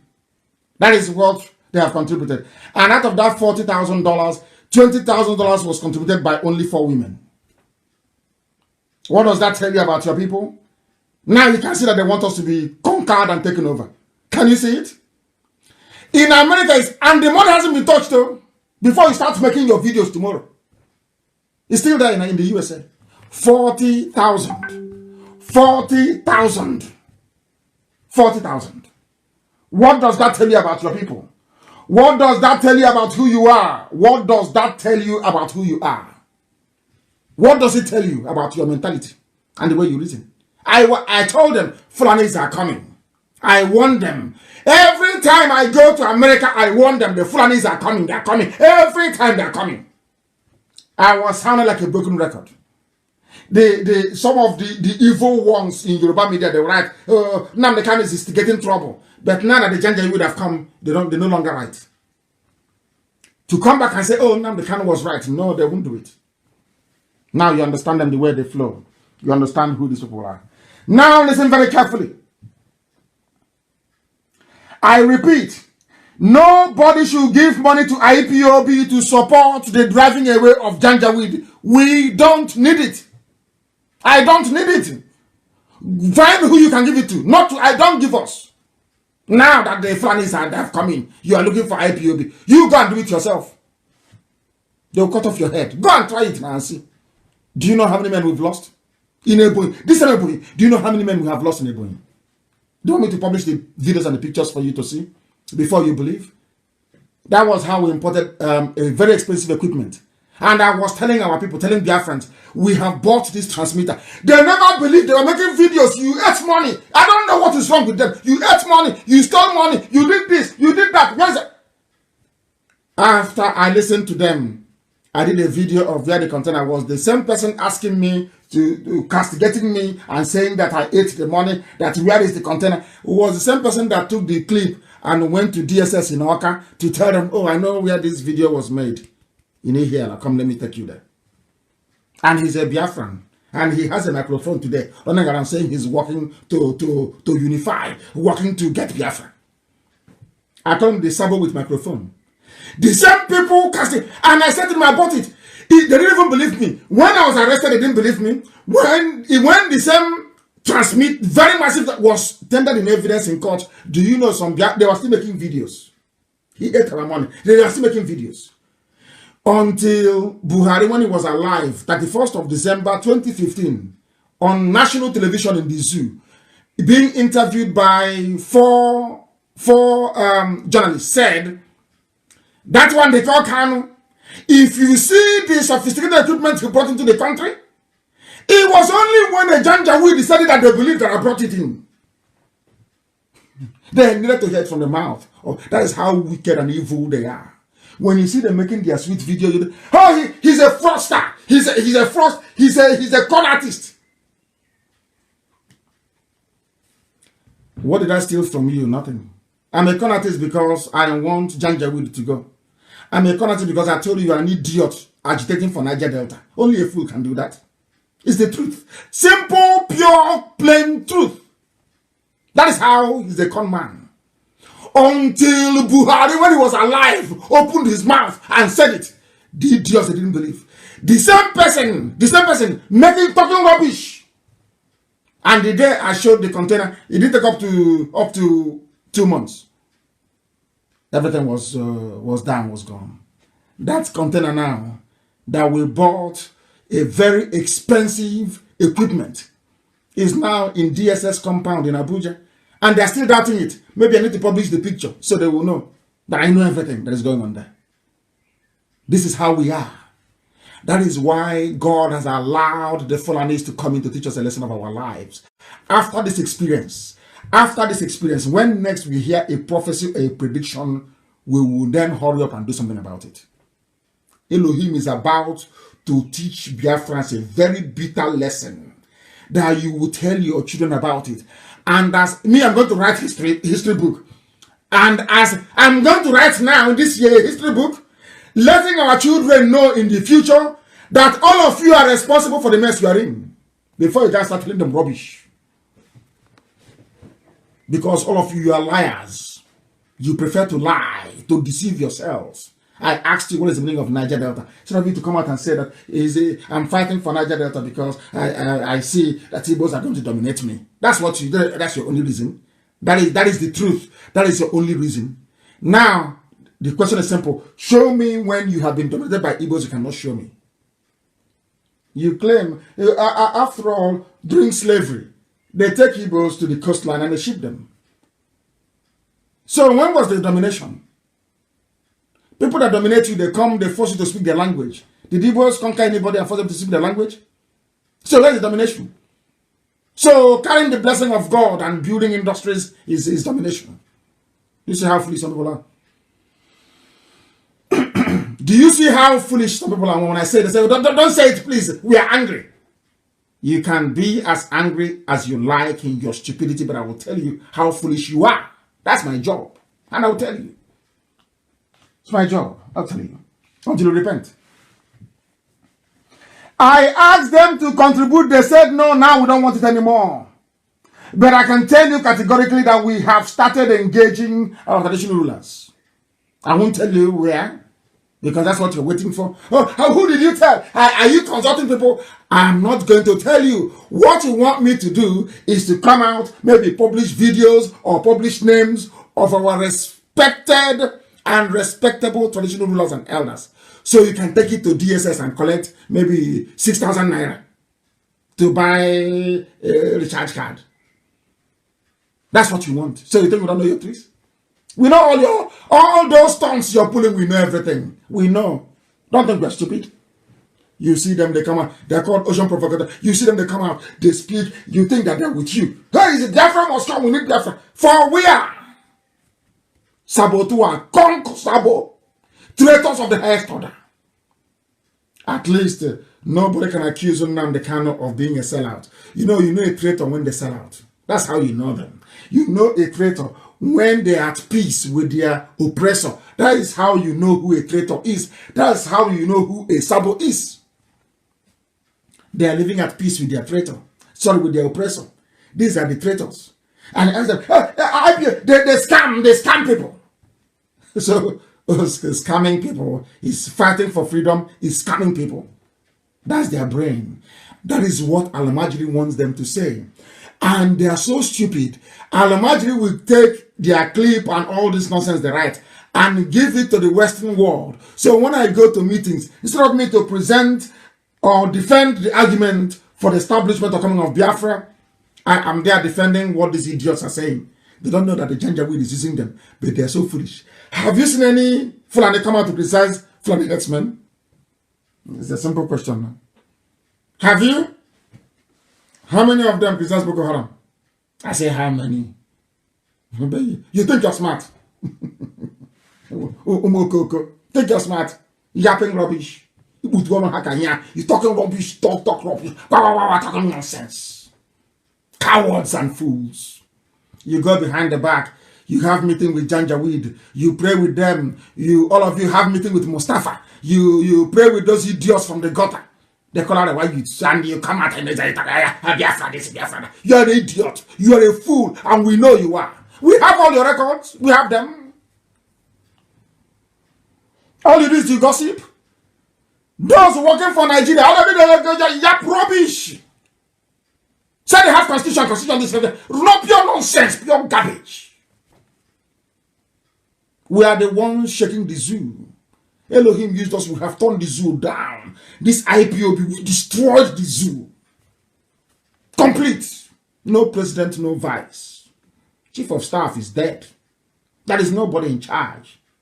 It's only Aisha with her lover. Fooling around. Mad people everywhere. You think we are here to mince words? That means you don't know me then. You have no idea who I am. Ask the dead Buhari will tell you. In his court, I call him a madman in Abuja. I call him a madman. So that means you don't know who. If you think I'm going to massage your ego, make you to feel good, oh, Niger Delta, you are talking rubbish. There is nothing like Niger Delta. Only an idiot. Only a complete a buffoon. You say he's from Niger Delta. Only a complete idiot. Because my last child, Nnamdi will defeat in an argument. He's 4 years old.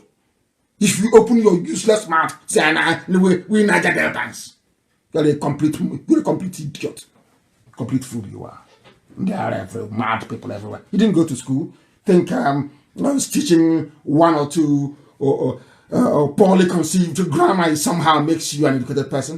You have to be able to reason. Reason is what makes you human. Reason. Think, reason. That's all. That's all. Listen to life in the zoo. What is happening in the zoo?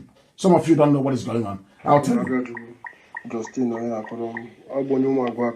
Listen. Army. People are leaving the army. They are killing our sons in the north in the army. All his friends are dead in the army. 7 Div Medugri. My Malari.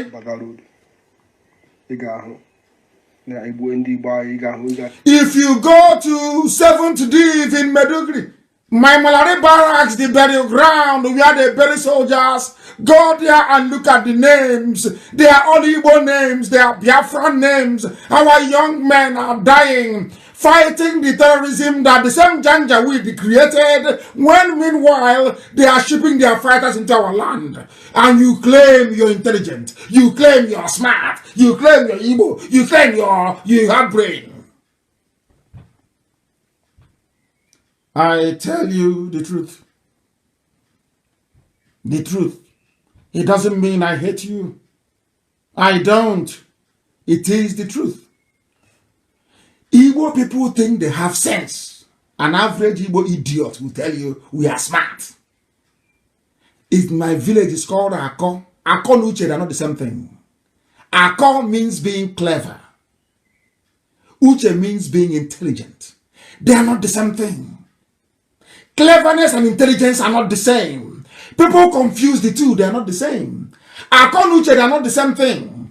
Ako means you're cunning. You want to cheat people. You are conniving. Maneuvering to gain advantage. A very dangerous and debilitating Igbo disease. Maneuvering to gain advantage. I won't be in anything and my name won't come out. I want, as your name is being heard, I also want my name to be heard. But you are not appointed to do this work. If I'm not in the spirit, I can't do this. They had opportunities to kill me. From my arrest to taking me to DSS to going to prison to when I came out, opportunity after opportunity to kill me. They tried to kill me at Obakala Junction.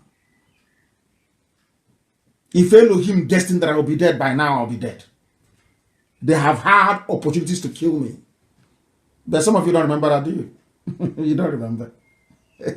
Because you're possessed by the devil. Children of perdition. All you do is you yap your rubbish. Day after day, you yap nonsense. We have destroyed the zoo. Ask them who is fighting them in Ebonyi. Who drove Fulani away from Annam? Who drove them away from Annam? Who is fighting Fulani right now, this minute in Ebonyi? Is IPOB. You want me to come out and announce everything, show you video, show you pictures, so you can use it to go and collect money from Janjaweed? Informants claiming you're offering a critique of IPOB, what they are doing. Even this broadcast we make is a problem, is irritating them. But you go and listen to your Yoruba pastor every 3 hours talking garbage. If you come back from church, you are home watching all those religious channels that doesn't add any value to your life. That's how foolish some of you are. I will tell you, is the truth. Think I'm here to massage words? In my Malare barracks in Medugri, 7th Div, go there and you see your sons bearing Igbo names, fighting for Nigeria. They have killed all of them. And you don't know, it's a very simple trick.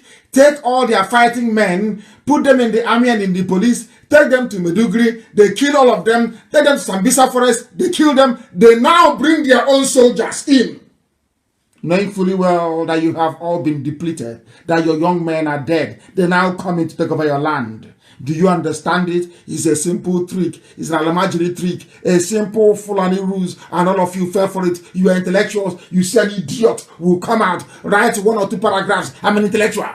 I'm an intellectual. Who doesn't know that what we're saying is the truth? I said, who doesn't know? You can't be like us. You can't be as popular as we are. You can never be. We are IPOB all over the world. You cannot command men. If I give an order tonight, everyone will bounce down. Do you understand that? Men are waiting for command. Are you aware of that? I remember when I was abroad, I was preaching, oh, come home now, come home. And as soon as I came in 2015, I was arrested, and people started to agitate for my release. They said, oh, why did he bring his trouble here? This way is not Osumabeke. If you take it up, no. You bring it down, no. I was abroad, broadcasting on Radio Biarfra. They said you can't come home, and I came home. They said, why did you come home? You should go back to where you're coming from. You brought trouble here.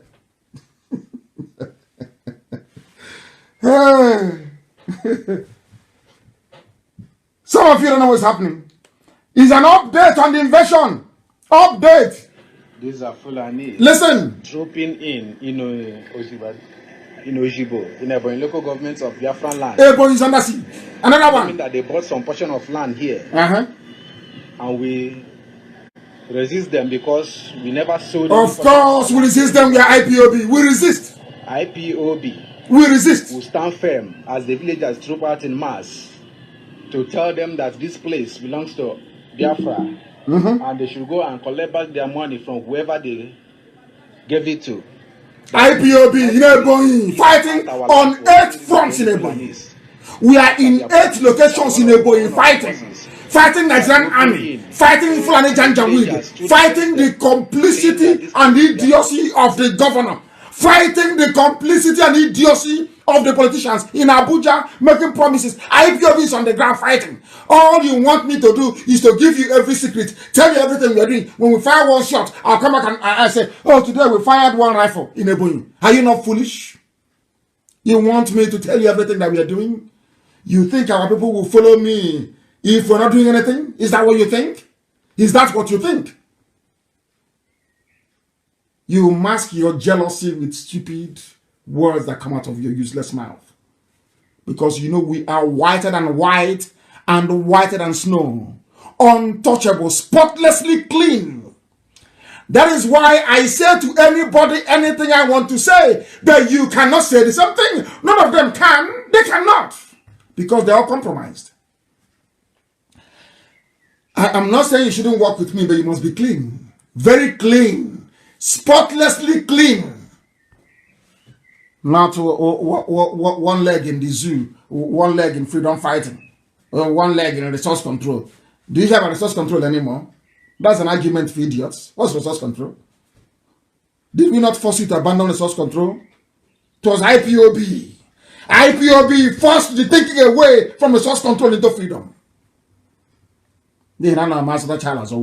Common sense and ancient adage. You know, you find answer to everything in Igbo adage. Are you aware of that? Everything is there. You're looking for resource control. We were the ones that drove you away from that rubbish into freedom. Ask you to fight for your freedom. Everybody is there. We are doing the best we can. We don't need your useless money, Igbo people with their useless sense. Tomorrow you tell us, come and give us account. I think we must have given you up to $1 billion. You don't know them all. You have no idea who they are. Look at Yoruba, they funded Amotekun. Did you hear any of them come on social media again? Tell us, how much is that van? How much is the spare tire? I can see the mirror was damaged. How much is the mirror, the side mirror? If I'm telling you, if it were to be Biafrans, or should I say Igbos, setting up Amotekun, hey, come and give us account. That's what we hear forever and ever. Let us continue. They are hiding weapons everywhere. It is everywhere, everywhere. You know, local, you know, Mwahia, where I come from. You know, local Mwahia South, the village of Oku. I know Oku very well. They have lost their ancestral land to Fulani herdsmen in Mwahia. The villagers have been battling with the traditional ruler of the place, one Martin Ugoji. Martin Ugoji. He was the one that negotiated with a so-called professor, Otunta, Yatu Mudike University, to hand over our land to the Janjaweed, the Fulani, as a Boniface, Ifani, Izuogo, Mr. Martins, Ugoji. In Oku, in Olokoro, there are a lot of Olokoro people in America. Those from Oku, they are selling your land to the Janjaweed. These are the quality of traditional rulers we have. Some idiots we are making talking nonsense about Obunike, saying I should. They think we are fools. They think we are fools. They have sold the land, and we have all the evidence. And I sent the record. I sent the video. They sent Obido Obiano to me saying what he's saying is that I gave Obido Obiano the videos. Has he come back to me again? The answer is no. I don't talk rubbish. Anything I tell you is gospel from heaven. I am under divine mandate to secure our land, to make sure that Biafra comes in our time. And if we do our maths right, if we remain dedicated and focused, Biafra will come this year. If we remain resolute, unwavering, don't follow the enemies what they are saying. Remain focused. That attack I asked you to launch, maintain that attack. Don't deviate. Don't allow them to deviate you. They are working for Janjaweed. Don't allow them. Focus on the line of attack. Our aim is Asorok. We're not moving from there. We are not shifting from Asorok. That is our gateway. Don't move from there because it's empty. It's empty. Don't let them deceive you. If we work hard this year, I'm telling you, before God and man, Biafra will come. If we work hard, simple by working hard, what do we need to do? It's like pregnancy, they can't cover it. I want to know the most corrupt diplomat in the world in Abuja. I said the most corrupt can never support this grand deception. There is no Buhari in Asorok. As simple as that. If common sense cannot tell you that as a Nigerian, then your mom wasted time carrying you for 9 months in the stomach. Because I'm telling you, I don't know how to describe you. Our attack is also we are not moving from there. I made my post before I came on air. Somebody said to me, oh, you're not talking about Buhari's anatomy today. I said Buhari is dead. I can't talk about him. He's a dead man. Can't you see? Are you blind? They concoct videos for you, telling you it is after Salah prayer. He talked to, are we stupid? Look at the video again. You will see the hand of a man coming from the back of the idiot that you call Buhari. Can't you see? Are you blind? Are you that foolish? Of course, some of you are. Yeah, you're not black people from Africa. Monsieur G, black. How can you reason? How can you reason? How can you reason? You are the same thing they're doing to you now. The Janjaweed is coming. They have diverted the attention of every media house in the world away from the reality of the invasion of the South. That's what they do. When I came out of prison, about to come out of prison, instead of some people like Ohaneze, Ohaneze never sent anybody to come to prison to see me. All others did. Ikedife, our late father Ikedife, sent somebody to prison to come and see me. Not once, not 2 times. Everybody came. Ali Bodibam Foundation came. Nzukumuna, they came. Ohaneze never came. They never sent any delegation to come and see me. Not one. And when I came out of respect, I went to Enugu, to the house of Nnamdi, and I told him. He was in the USA. I went 2 times to go and see him. I said, this is the situation. They are going to come. They will come. It's only a matter of time. That don't let them divide us. They are coming. I will listen to you, but you must do A, B, C. If you do it, we are secured. They couldn't do it. They couldn't. And today, are we not dying? Are we not being killed? Instead of them to come out and say, we apologize. Come and apologize to IPOB. Say, we are sorry. That's all. Is an ancient proverb where we come from. You must apologize publicly. Publicly. That we got it wrong. All of you. You will say, we got it wrong. IPOB was right. You must say it. You must say it before our people in public, that they may know we preach the truth. You must say it. They are now smuggling arms. Arms are coming in from everywhere. The Janjaweed across the Sahel are moving into the south. We are discussing it now. It goes in through one ear. It goes out of the other ear. When the slaughter begins, when the great slaughter commences, I will tell you today what the UN will tell you. All of you letter writers, writing letter. I don't know why I'm in the mood to always be giving adage, because I don't know how to say it in English language. You leave the main point and you're discussing something that's irrelevant. They have come to our land. Who are the people that have been right from day one? You're asking for who to believe or who to follow or who to support. I'm asking you, who are the people that told you that they were coming? Who are the people that prepared for their coming? Who are those fighting them? When they said that we are fighting Fulani in Ebonyi, do you think the spirit fighting them? Is it IPOB? Is it IPOB? I don't know how else to explain to people. I don't know how else to explain to them. But I know that our Asorok is empty. Despite their Janjaweed, what they want to do is to divert our attention. What they want to do is very simple.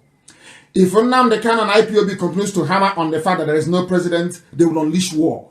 This thing that the Janjaweed are coming is the brainchild of El Rufai and Mama and Daura. What they want to do is to say, if you're saying that there is nobody in Asorok, and knowing the consequences of such revelation, what we're now going to do is to instigate war. There's going to be a war. So the world will be talking about the war and not about who is in Asorok. And they know that very well. And I'm telling them that Fulani must know this today. Today's date is the 27th day of May 2020. Let me say this to the Fulani who are listening, all over the Janjaweed, all over the world. By the time we finish this encounter in Biafra land, the Hausa people will overthrow all the emirs in the north. Write it down. It sounds funny now, isn't it? It sounds very ridiculous and unbelievable. I am telling the Fulani Janjaweed, this thing you have started, by the time we are done with you, Hausa people will reclaim their land back from you. All your emirs will be driven away from Hausa land. Write it down. So that as I told them in the US and we are talking rubbish, write it down. When it happens, history will refer back to this broadcast and say, on the 27th of May 2020, with the time standing at precisely 16 minutes to 9 p.m. in the evening in Biafra land time, that Nnamdi Kanu said this. You see all those emirs you're seeing in the north, they will go. Hausa youths will rise up, will remember how they have been lied to. The same lies they fed the brain of people that refer to themselves as Niger Delta. The same lies. That is what Fulani does. Before Fulani conquers you, Fulani will feed you with lies for years. They will fill your brain with lies. They will bombard you with lies. After they must have weakened your immune system, they now invade you. It was those lies and their agents, like Nnamdi, that they used. I saw someone was telling me about the interview that Nnamdi gave to BBC, saying that that he's kind to IPOB, that we're not kind to him. How can we be kind to you? We have the video of you at Nikelek Resort trying to gather opposition against IPOB. I have a video of where you were instigating Operation Python Dance. You were the ones begging Abakari. Some of you that want to be vice president, you were the ones begging Abakari to attack IPOB and to kill Nnamdi Kanu. If you bring out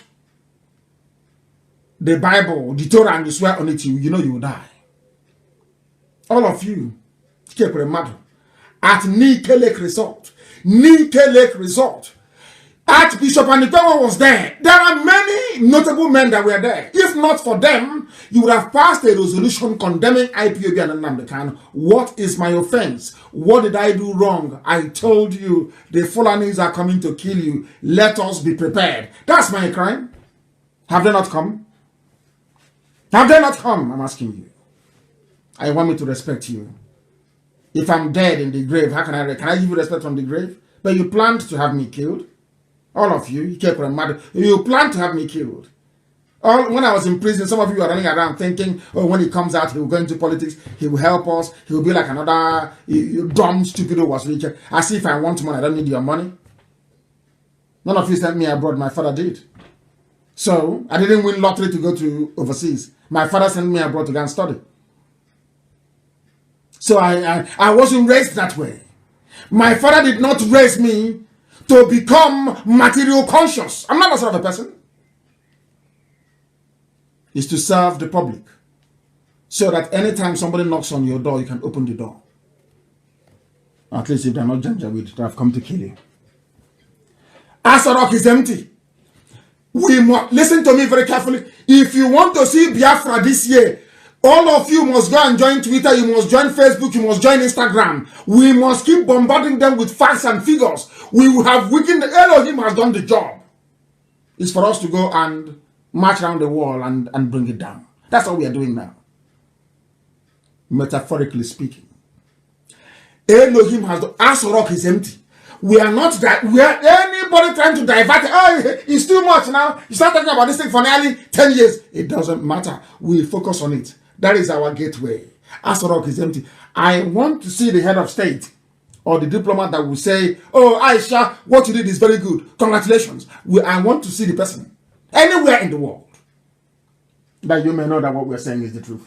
We are live and we are direct. Humanity is paying attention. Not mattering what Facebook is doing. Mankind is paying attention because we are being listened to everywhere. On radio, we are on apps, everywhere. The world is listening. Not just on Facebook.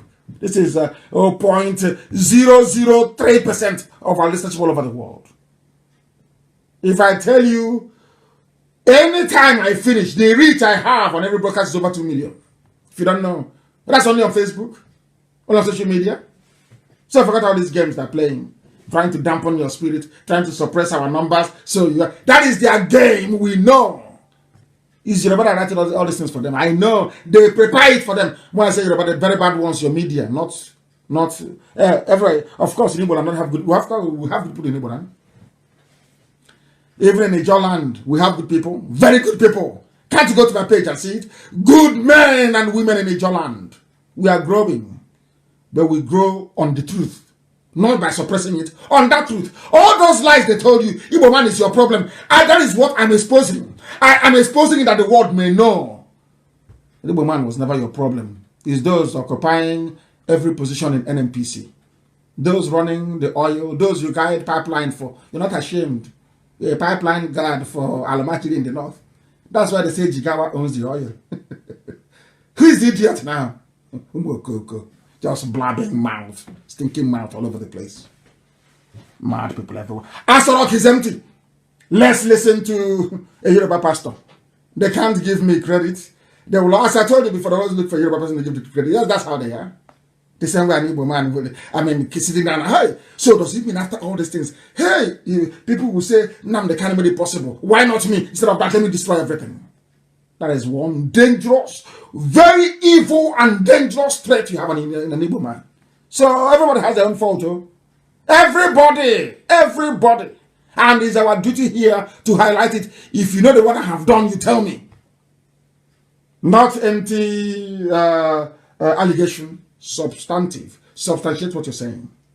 Let us listen to what they have to say about when I warned you that Jibril is in charge. Let's listen to a Yoruba man. I'm sure some of you pay every week. You give him money to maintain a very lavish lifestyle. This is where you pay your tithe. So you listen to him. At least Igbos will listen because he's Yoruba. They will prefer to listen to an outsider than their own. That's how they are. That's how they are wired. Let me play it for you so you listen. It's an old clip. But listen to it because you learn from it. Listen. Listen very, very carefully. Listen. This disturbing information Listen. came from the Nation's newspaper of Tuesday, November 27, 2018. Listen. Written by one Olatunji Dare, exploded with authoritative assertions, he said. Olatunji Dare, listen, follow this thing very carefully, please. This is Oyedepo, I'm sure it is, explaining about Jibril in Asorok. He never gave me credit. I don't need it. Heaven knows I don't need it. I told you, the reason why I'm playing this, I told you only 2 weeks ago that the reason why the Yoruba media, they know the truth, they don't want to publish it is because they don't want to hear tomorrow that, oh, it came from a Biafran, it came from an Igbo man, it was Nnamdi Kanu. No! If my name was Lan Reshiti, it will be a different game. I want to prove it to you. That's why I'm playing this. So listen very carefully, please. Listen before they say I'm prejudiced. I don't like some people. I do. But I hate bad behavior. I can't stand it. Because I'm clean. Listen. Claiming, among others, that President Buhari had died in the UK in 2017 where he was undergoing medical treatment. From Lanre, not from Nnamdi Kanu. I say, as soon as they brought that nonsense back, I told them that thing there in Asorok, from my father's compound, I said, that thing in Asorok is not Buhari. I said it in 2017. He is referring to an article written in 2018, loaded with authoritative facts. Hey, Elohim Narotito. Let's listen. How? Listen. That the entrenched Kaaba in Asorok had procured a Buhari double in Sudan and pressed him into service as Nigeria's president. Yes. What? The representative of the Jibril family, that is supposed to having discovered the gigantic swindle, suddenly showed up in Abuja the other day and demanded to be compensated with a power-sharing arrangement at the federal level in perpetuity. Perpetuity. Plus 50% of Nigeria's oil revenues for 10 years in the first instance. Now, that was on the back page of the Nation's of Tuesday, 27th of November. Tuesday, 27th of November, go and find it. Back page of Nation newspaper. Find it. It was in 2018. 2018. Listen. This is Oyedepo. I'm sure Igbos will now listen. Because it's not Nnamdi Kanu speaking. So they will listen. You know, that's how we are. They will listen now. Yoruba man is talking. You know, we love Yoruba. To be honest with you, we do. They are it's only Yorubas that can say something and an Igbo man will listen. If you want Igbo people to do something, go and tell a Yoruba pastor to say something. And the Igbos will listen. I'm being honest with you. That is the truth. Before heaven and earth, that is the truth. If you want Igbos to listen to anything, go and tell a Yoruba pastor. Winners redeem. Any of them, if once they say it, it becomes gospel. That's how we are as a race. Let's try and listen more. That, and I quote, failing these, they would tell their story to the whole world. Blackmail from the Jubilee family. It further stated that the Nigerian authorities have entered into frantic negotiations with Jubilee's family to head off what is sure to be the world's dirtiest and worst kept secret, he said. Are you listening?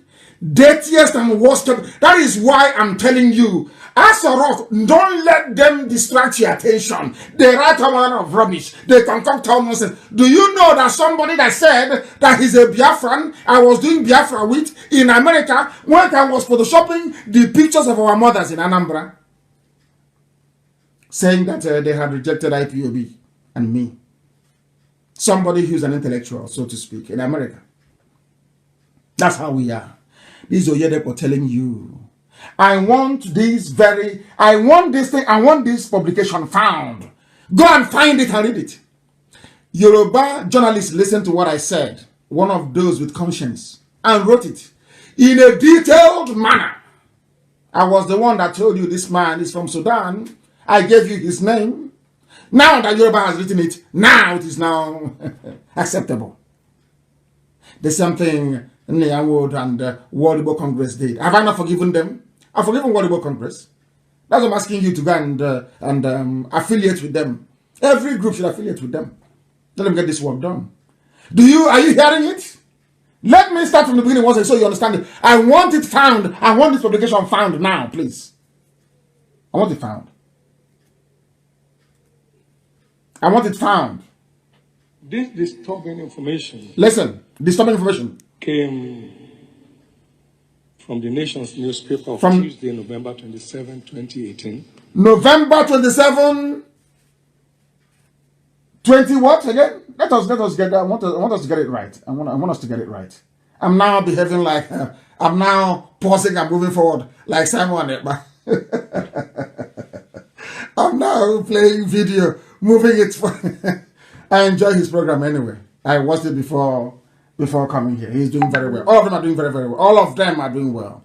And I'm sure it was the expose by Prince Darlington that caused a change of heart in those that fell behind. We welcome every sinner that has repented. Once you repent, we welcome you. When I listen to someone, but he goes forward and backward with his videos. Very amazing, I must say, amazing. Let's listen once again to what this man has to say. This is Oyedepo. From the Nation's newspaper of Tuesday, November 27, 2018. 2018.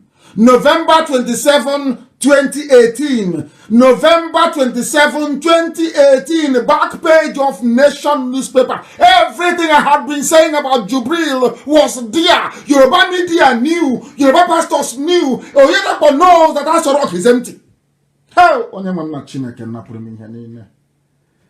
Hey.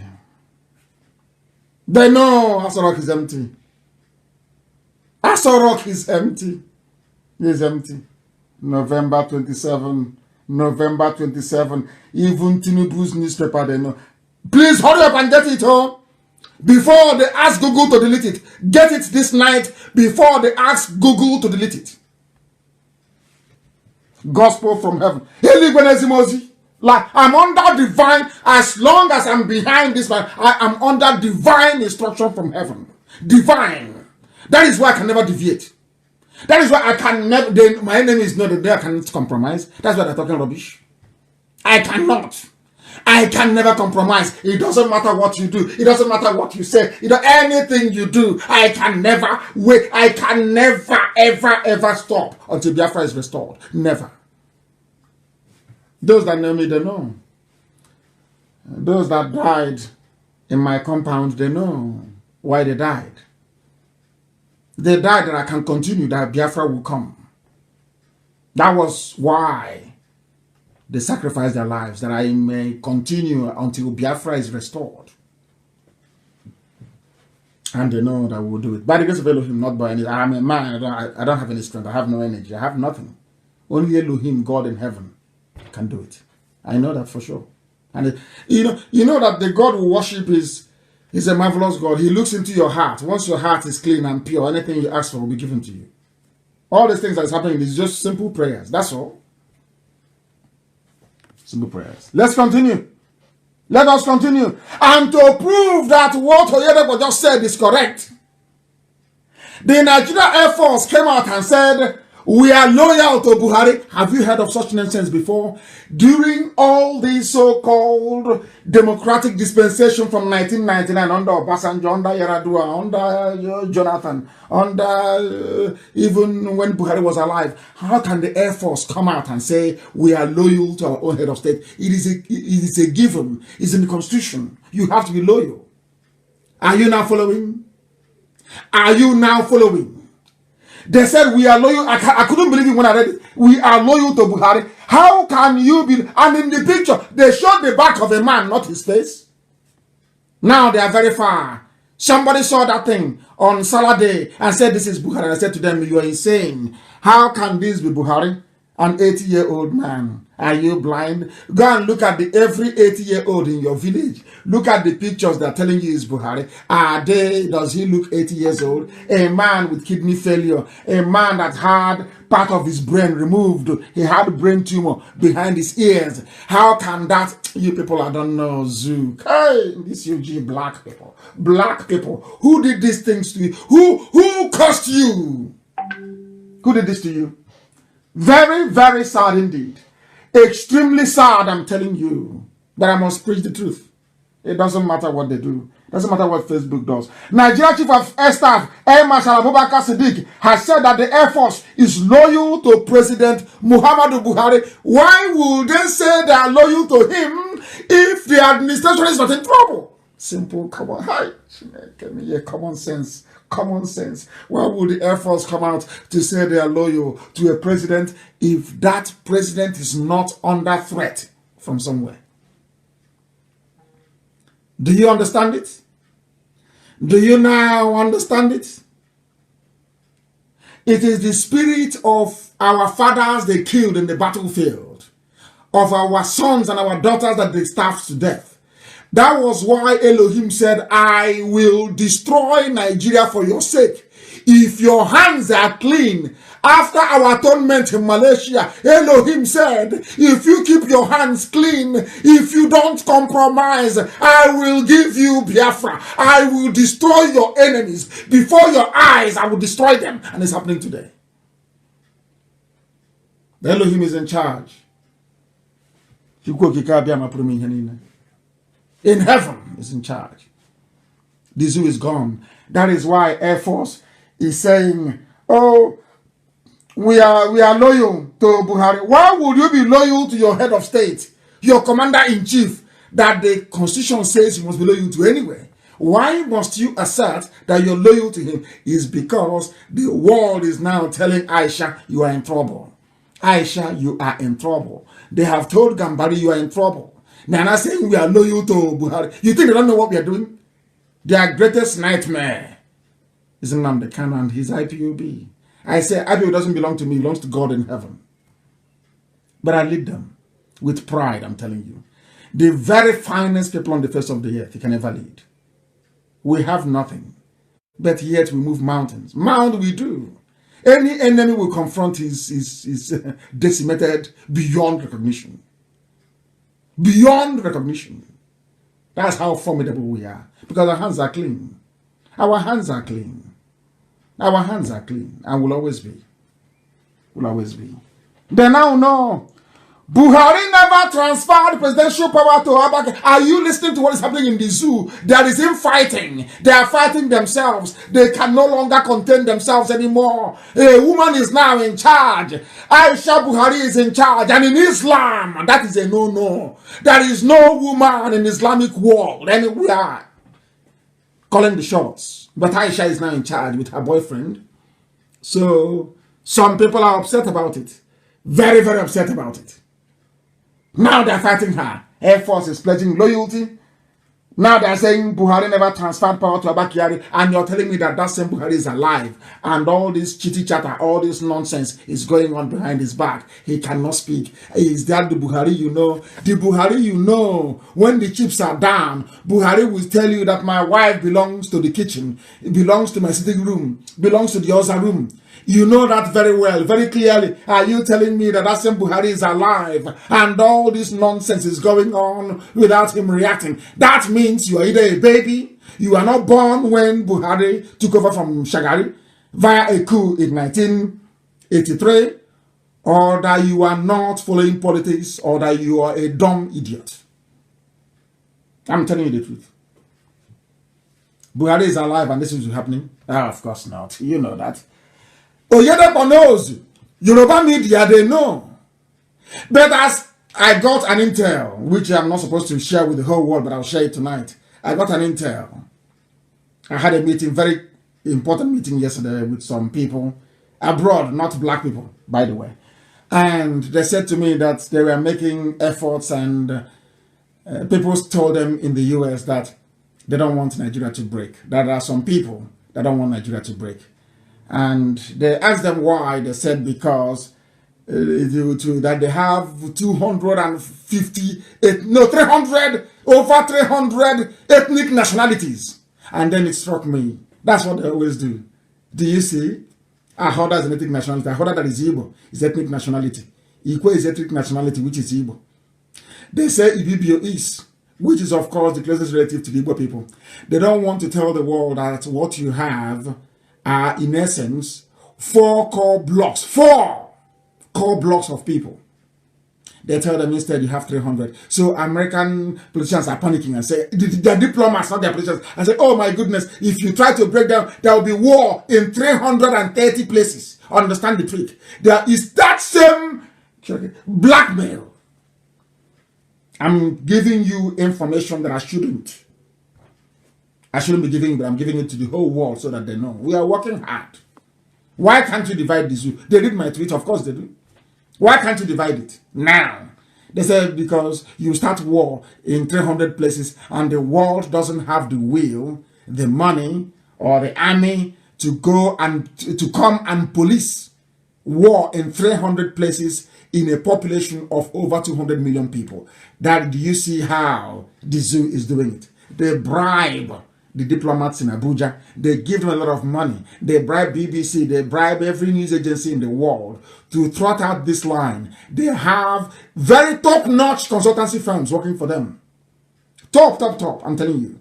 They give them a lot of money. They lobby them. They give them money to bribe. Once you talk, they bribe you. Just go to the meeting and tell them that if you try to separate Biafra from Nigeria, there will be a war in 300 places and millions will die. That's the only thing that I'm telling them. Let me sip water.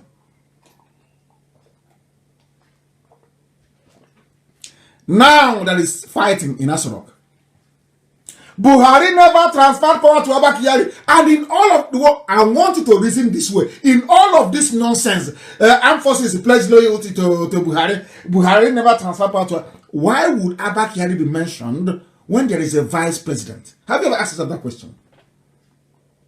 Why would they even mention Abba Kyari when the vice president is there, supposedly alive, supposedly relevant? He's a Yoruba man. And I'm asking myself, why all this debate about did Abba Kyari did Buhari, of course, Jubril, give power to Abba Kyari or not? Where is the vice president as constitutionally stipulated? Where? I hope it's now becoming a little bit clearer, isn't it? I told you, we dissect the zoo. We dissect the zoo with facts and with figures. So to engage your brain, I want you to ask any Alamajiri anywhere in the world, is it possible those that actually managed this evening that can spell cat? For those of them who are listening, CAT is cat. It's called, in alphabet, it's called C, but it's pronounced K. So I'm teaching them. So by Sunday, they'll be able to acquire some brain to teach them this. I'm asking, if everything is well inside Asorok, why would there be a debate as to who transferred power to who when there is a vice president that power should go to automatically should anything happen to the president? Simple, common sense. Common sense. Zoo used tissue paper. Garba Shehu reacts. Garba Shehu, he had been sacked by Aisha because this Garba Shehu was working with Abba Kyari. They were the ones that locked Aisha Buhari away from her quarters, humiliated her. Now this is her revenge. Garabashev is now talking from the sidelines. He's no longer prominent. He's no longer appearing on their Janjaweed news channel, Channels TV. Haven't you noticed? Femi Adesina is fighting for his job, saying, I will not talk. Don't sack me, I won't talk. Do you see what we've done to them? An idiot will come tomorrow and say, what have you done? Every time you're talking, every time yeah, idiots. But God created the world with speech, word of mouth. See how stupid they are? Hey, Sabon Tike, they don't reason very well. They don't reason. Yeah. You preach to them and they call it all manner of names. But they go to their useless pastors every Sunday to hear rubbish. Let's pray for Nigeria. We are here to educate them, to silence the idiots. But they have collected money from the zoo. You can't silence them. They must speak. They must justify the money that they're receiving. They must. Transfer of power. And people are telling me that the zoo is normal. Of course it is not. Air Force pledging loyalty. Where have you seen that rubbish before? US Air Force pledging loyalty to Trump. That is rubbish. That tells us something is wrong. There's a power tussle. That is what we are taught when we are small, as babies, when they used to tell us about folklore, tell us stories under the moonlight, to groom you to reason critically. You know, in Biafran culture, we tell little kids stories by the moonlight about the tortoise and the chicken and all the rest of them and the fox. So to engage their thinking faculty so they can begin to reason critically. So that when something like this happens, when Air Force pledges loyalty to a president, you know something is wrong. When somebody comes out to say power was passed over to ordinary chief of staff rather than the vice president, you know something is wrong. It's called common sense. Their ability to reason. I must preach. We have gone over 2 hours, but the Elohim said I should preach now, so that's how I preach it. Please. Aisha is now calling cabinet meeting. Boss Mustafa is now the vice president. Are you people listening at all? Are you following what is happening in the zoo? Aisha is calling a cabinet meeting. Can you believe that? That somebody actually went out and wrote and said, President Buhari, please call your beautiful wife to order. She's trespassing. In a democracy of 200 million people, supposedly. Or should I say, allegedly. Allegedly. And all of them are quiet. It's the 20. Oh, who is going to contest now in Igbo land? What they're going to distribute? They think they can distract us with their useless presidency. They think they can get us to abandon what we are doing by talking rubbish, election, PVC, all that crap. Again.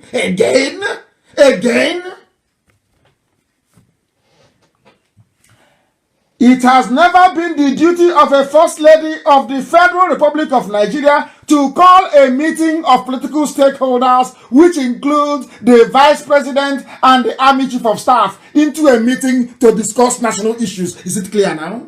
But I told you here, the first in the world. I told you before anything happened that Aisha had taken over. I told you this thing about 3 weeks ago. I told you she's in charge. I told you live on air. Are you now believing me? There is no word that comes out of my mouth that is not divinely ordained by heaven to be preached. That is why everything I say is correct. You may not believe it. I told you that Aisha was in charge. Some of you poured scorn. You said that, and I'm asking those people, please clarify. Please tell me, if Aisha is not in charge, why would Aisha call a cabinet meeting in a presidential system of government? Why? How? Do you see why our enemies are afraid of us? Because we are learned. We are intelligent. Very, very intelligent, I tell you. Too intelligent, I'm telling you the truth.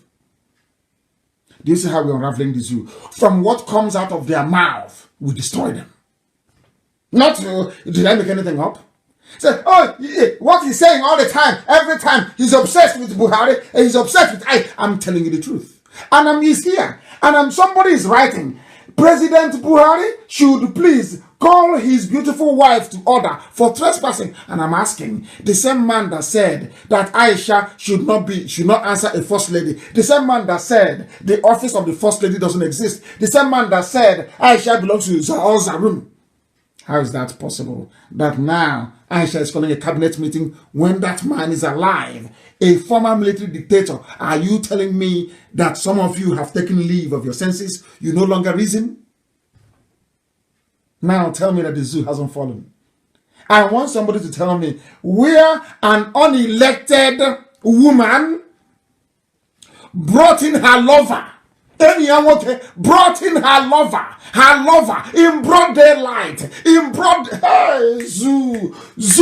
in broad daylight into Asorok, a woman in Islam. This is evil in Islam, immoral. All the Muslims in the zoo, have you seen the extent of your immorality? It stinks.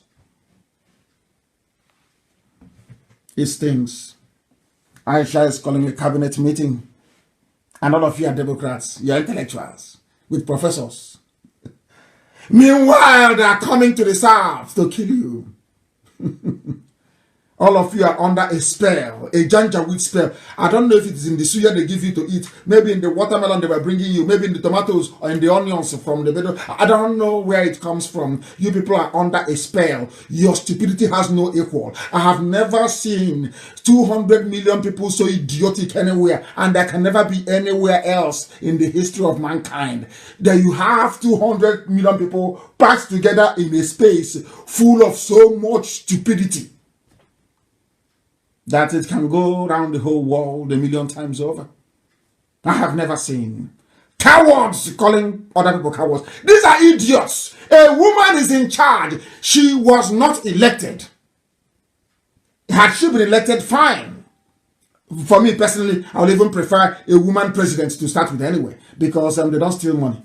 They don't steal.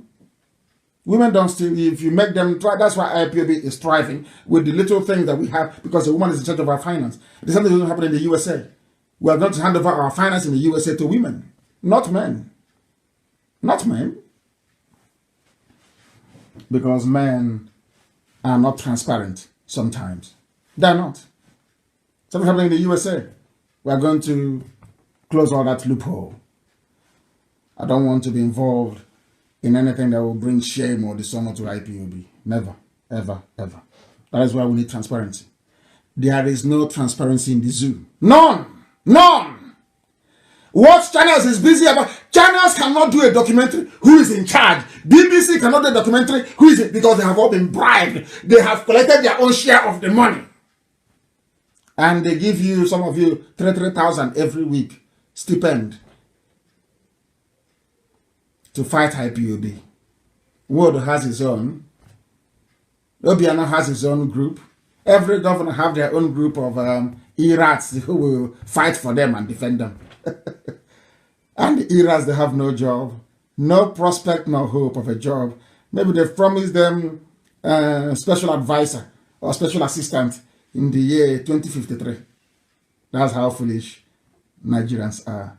A very useless set of people, I assure you. Useless. Useless.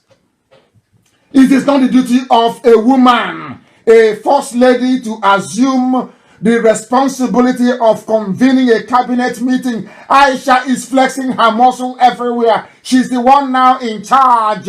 Time to make Nigeria great again. Aisha is now telling officials, this from Icons News, they are reporting it's time to make Nigeria great again. Like maybe a mini version of Donald Trump in a woman. Time to look at, was Nigeria ever great? When was Nigeria great, I'm asking? When? When was it great? There was never a time that Nigeria was great. For your information, let's make Nigeria great again. A woman that belongs to the house room. A woman. A woman. Unelected. Unelected. I'm sure they are panicking right now. Hey, Zoo is shaking. Zoo is shaking. I'm taking you through a sequence, line by line, what has been happening in the zoo to buttress the fact that there is no president. there is no vice president. Aso Rock is empty. It is absolutely empty. There is nobody there. It's empty. Empty. They said the other day, presidency is now probing Abba Kyari to, after the program I did, they now changed and said the presidency denies Buhari is probing late Kyari's office and appointments after the program I did on Sunday. They have now reversed and denied it. That's how the zoo works. Because their media is their cash and carry to support every evil. Once this, even if Lucifer were to pay them, they will tell you that the road that leads to hell is paved with gold. I'm telling you, Nigerian journalists. If you come there, that Lucifer is drinking champagne, they are drinking champagne. In fact, anything is free Wi-Fi. If you go there, it's free data. Anything you want in hell, you will get. The Nigerian media will do that for you very quietly and neatly. Once you pay them. Nigeria. Great when that was not. It was never great. At no time was it great. It's been a banana republic from day one, running a rentier economy. They sell crude oil and they import everything, including toothpick. They import everything, including toothpick, into the zoo. Panic as Buhari probes Abba Kyari's office. It was carried by a slightly respectable Guardian newspaper. And yet, the next minute they deny it. Because they know the heat is on. They know the heat is on. They know the heat is on. Everybody who ever works with Abba Kyari, for humiliating Aisha Buhari, they are under threat of being sacked from their position. Under threat from being sacked. Every appointment made by Abba Kyari, every appointment made by the late chief of staff, this is according to Guardian again, not IPOB publication, not Icons News, not anybody independent. No, this is not anybody who you can blame of being sympathetic to IPOB. No. Buhari cancels appointments and approvals made by late chief of staff Abba Kyari. Cancels them. Who cancelled them? Aisha Buhari. Why? Because she was not in good terms with Abba Kyari. Is it not clear to all of you that you have no president and you have no vice? And in all this nonsense, how about the appointments made by Yemi Osinbajo? And now, if you're cancelling every appointment made by Abba Kyari, how about Hope Uzodinma that he appointed? Why are you leaving him? If you're going to probe all the appointments and reverse them, why don't you reverse Hope Uzodinma in Imo State, who was appointed as a result of Abba Kyari arm twisting the judiciary to appoint him from number 4 to number 1, only in the zoo. And Ohaneze went to pay homage to him. Once there is a bit of cash, Ohaneze and their throw. They're like a Nama following grass. Anywhere there is hope of raising money, they go there and they raise some cash. These are elite, elders, intellectuals. They are party. Every monkey is an intellectual. Every fool. Once you can cram 1 or 2 lines in a constitution, you recite it long enough, you are an intellectual. You speak English, he's an intellectual. Fools. Whoever told you that stitching sentences together, makes you an intellectual? Who told you that? From where? Who told you that being able to stitch 2 sentences together, string them along beautifully, makes you an intellectual? Who told you that? That's how backward education is in the zoo. Every monkey is an intellectual. Buhari cancels appointments. You should also cancel Hope Uzodinma.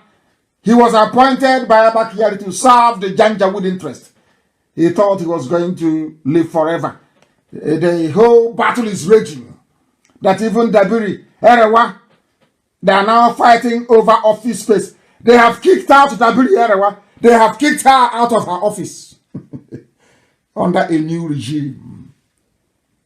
Because there is no Buhari, there is no Osinbajo. None! Nobody is there. Aso Rock is empty. If you're in doubt, go and ask your daddy GO. Your daddy GO will confirm it. Because Aisha is on a revenge mission. On a revenge mission. Those that denied her. Initially, Aisha wanted to bury to bring back the body of her husband and bury him in Daura. It was Abakari that prevailed on her not to do it, to allow them to continue to rule to 2023. They thought nobody would know. They never counted on the fact that we will expose it. Now, you see how many years it took us to put them on the back foot. How many years? I announced it in 2017, 2018, 2020. How many years? 17, 18, 19, 3 years. 3 years. If we had given up, by now they would have gotten away with this horrible, horrible crime of the century. But they can't go free. Aisha Buhari knows. She can't. They all know this now. Even the diplomats in Abuja covering them, they know they can't escape it. They can never escape this. Nobody can. It's like pregnancy. It will give birth. Very soon, let COVID-19 finish. Let me see where he will go, anywhere in the world, to attend. Oh my God. What will we do to them? Let them come and attend now. Let's see.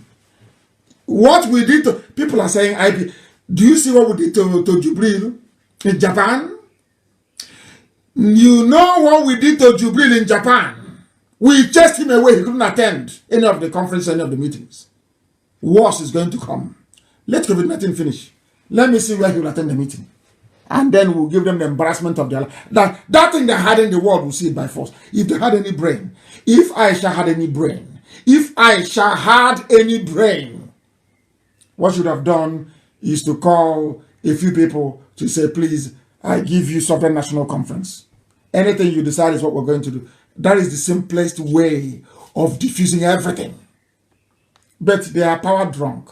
They're enjoying money. Their kids are driving Rolls Royce on the streets of Abuja. They're having fun. Whereas those that say they are Niger Delta, they are drinking the same water that they are going to toilet in, they're urinating in. And I want Nigeria. Are you following me? Are you hearing me? I said their children in Abuja driving flashy cars worth billions of naira. Billions, I said. And you are in Niger Delta doing our oil, doing one Nigeria. The same creek that you go to toilet in, that you urinate in, you go there, you fetch water to cook, you fetch water to drink. And you're one Nigeria. And Igbo man is your problem.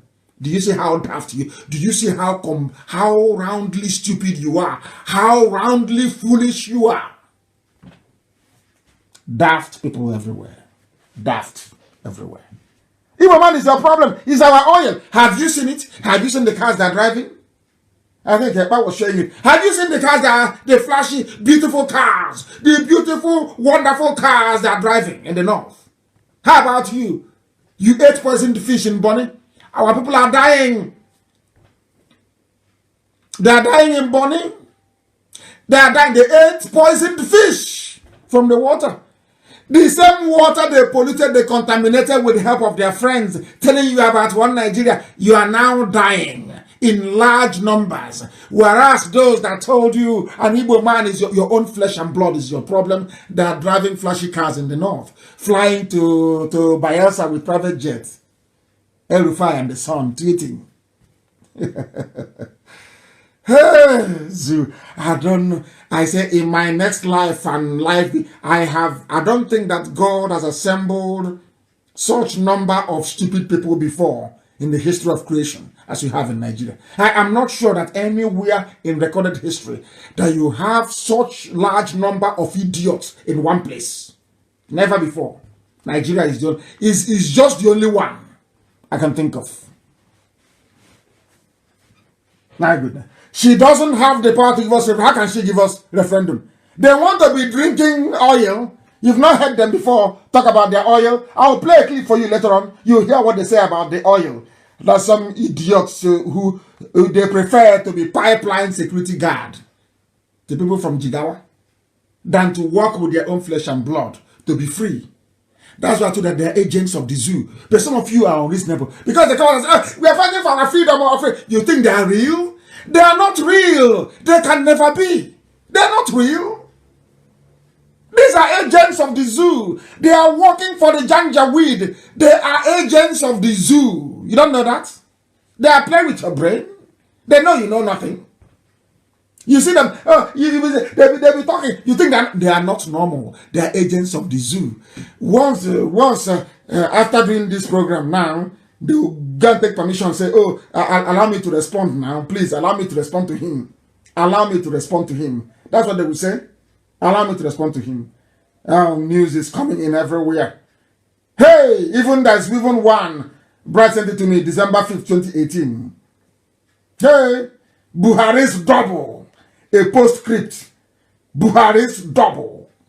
They know, Yoruba media, they know that Asorok is empty. Yoruba media, they know. After Obasanjo knows. Atiku knows that Buhari is dead. That is how evil they are. That is how satanic they are. All they are interested is oil. Hey, if we allow them, if we expose this secret to Nigeria, will break up and our oil will go. All those, they are emergency millionaires. They'll become paupers overnight. Overnight. I think it is ridiculous for somebody to say that Buhari is dead. Can it be such nonsense? Somebody is in the zoo. I think it is ridiculous. Can you believe how idiotic some people can be? And I keep asking them, you all have forgotten the hole in the neck. Do you think I'll forget? No, of course not. I'll tweet it tomorrow again. You think I'll forget? No. How about the hole? So the hole has disappeared? The hole in the neck is not there anymore? And you claim your intellect, you went to school.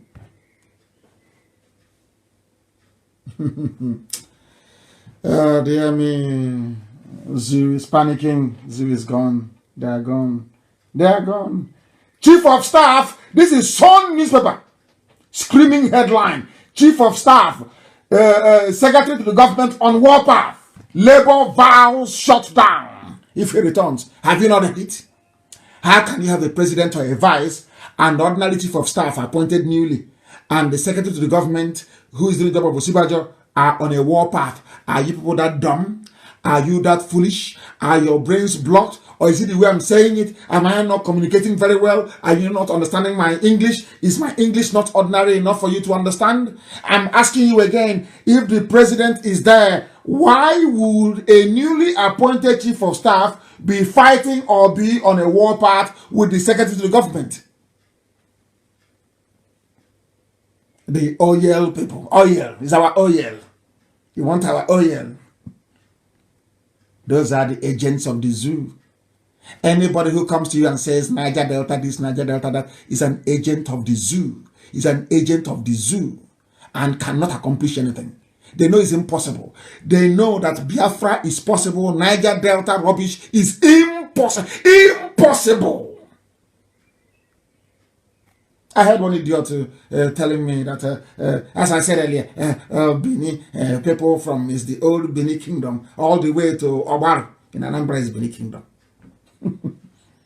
Because of the last of Ohaneze, what the atrocious damage Nnamdi did by not uniting the family. By not uniting the family. I am doing what Azikiwe should have done. Look for your people.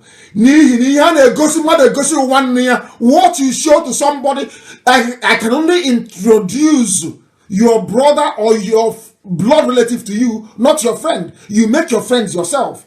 The only person I can bring to you is your brother. I am looking for my brothers and my sisters everywhere. Is there any oil in Benue? I'm asking you. But I know that Idoma are the same people as I am. So is he getting? Is there any oil there? They don't reason. They don't reason very well. They don't reason. They don't reason. Oh, dear me. Chief of Staff is fighting. Why would Chief of Staff be fighting and Labour is threatening strike if you have a president? Mad people everywhere. Hey, we are preaching this very gospel. It doesn't matter what Facebook does. We continue to preach. If you like it, you take it. If you don't like it, that's also up to you. We don't care. Have you seen the picture of Alamajiri? When I said to all of you that they're all Alamajiri in the north, you didn't believe me. You know why I love Elohim? Every time when I utter anything, it won't be up to a week. Elohim will show me proof. There is a picture being floated. I think it's from Politics Arena. You see Ganduje as a street boy as Alamajiri in Kanu. Alamajiri, There he's the governor, stealing to his heart's content in a country of intellectuals. In a country of intellectuals. They are all Alemajiri, as Tanko Yakasai said. They are all Alemajiri. In their combined tenure of 16 years, I tweeted it earlier before I came on air, and I will command and ask you to go on the tweet after this very program. Obasanjo, Yar'Adua, and Jonathan, they borrowed only a total of 12 trillion naira, only in 16 years. But I can assure you or tell you this evening that in only 5 years, Fulani cabal running the zoo on behalf of a dead Buhari, they have borrowed 18 trillion naira and still counting. When do you think, or where do you think all the money is going to? It's Fulani headsmen, that is, which is Mietiala, terrorists. They are funding their terrorists. They are expanding their territory. They are bringing the people from all over West Africa to come into the zoo, to come into Biafra land. So you don't know. That's where the money is going to. Do you hear them talk about it? Hey, if it's an Igbo man now, he come can you tell us where all that money, where is the money? Can you come and account to us on Facebook? Where the Hey, anyway, every ethnicity have their own fair share of mad people. They have their own fair share of mad people. I can assure you. Nationality movement, Fulham, they have claimed ownership. They have claimed ownership of the whole of Nigeria, from Sokoto to the Atlantic. Oil, people, are you listening? All the pipeline security guards, are you listening? They have claimed the whole of the zoo. Google it. Fulani Nationality Movement, FUNAM, in bracket, claims ownership of Nigeria from Sokoto to the Atlantic. Go and Google it, it's there. And you still believe in one Nigeria. Live on God bless Nigeria. So when a Yoruba pastor is telling you to pray for one Nigeria, you can see that he's working for Fulani people. Can't you see it here? Are they telling me they don't know about this news? Of course they know. But they know what they're doing. They know what they're doing. They played this very video before about them having fun on the streets of Abuja. Let me see. I want oil people to enjoy the sound of the cars, at least.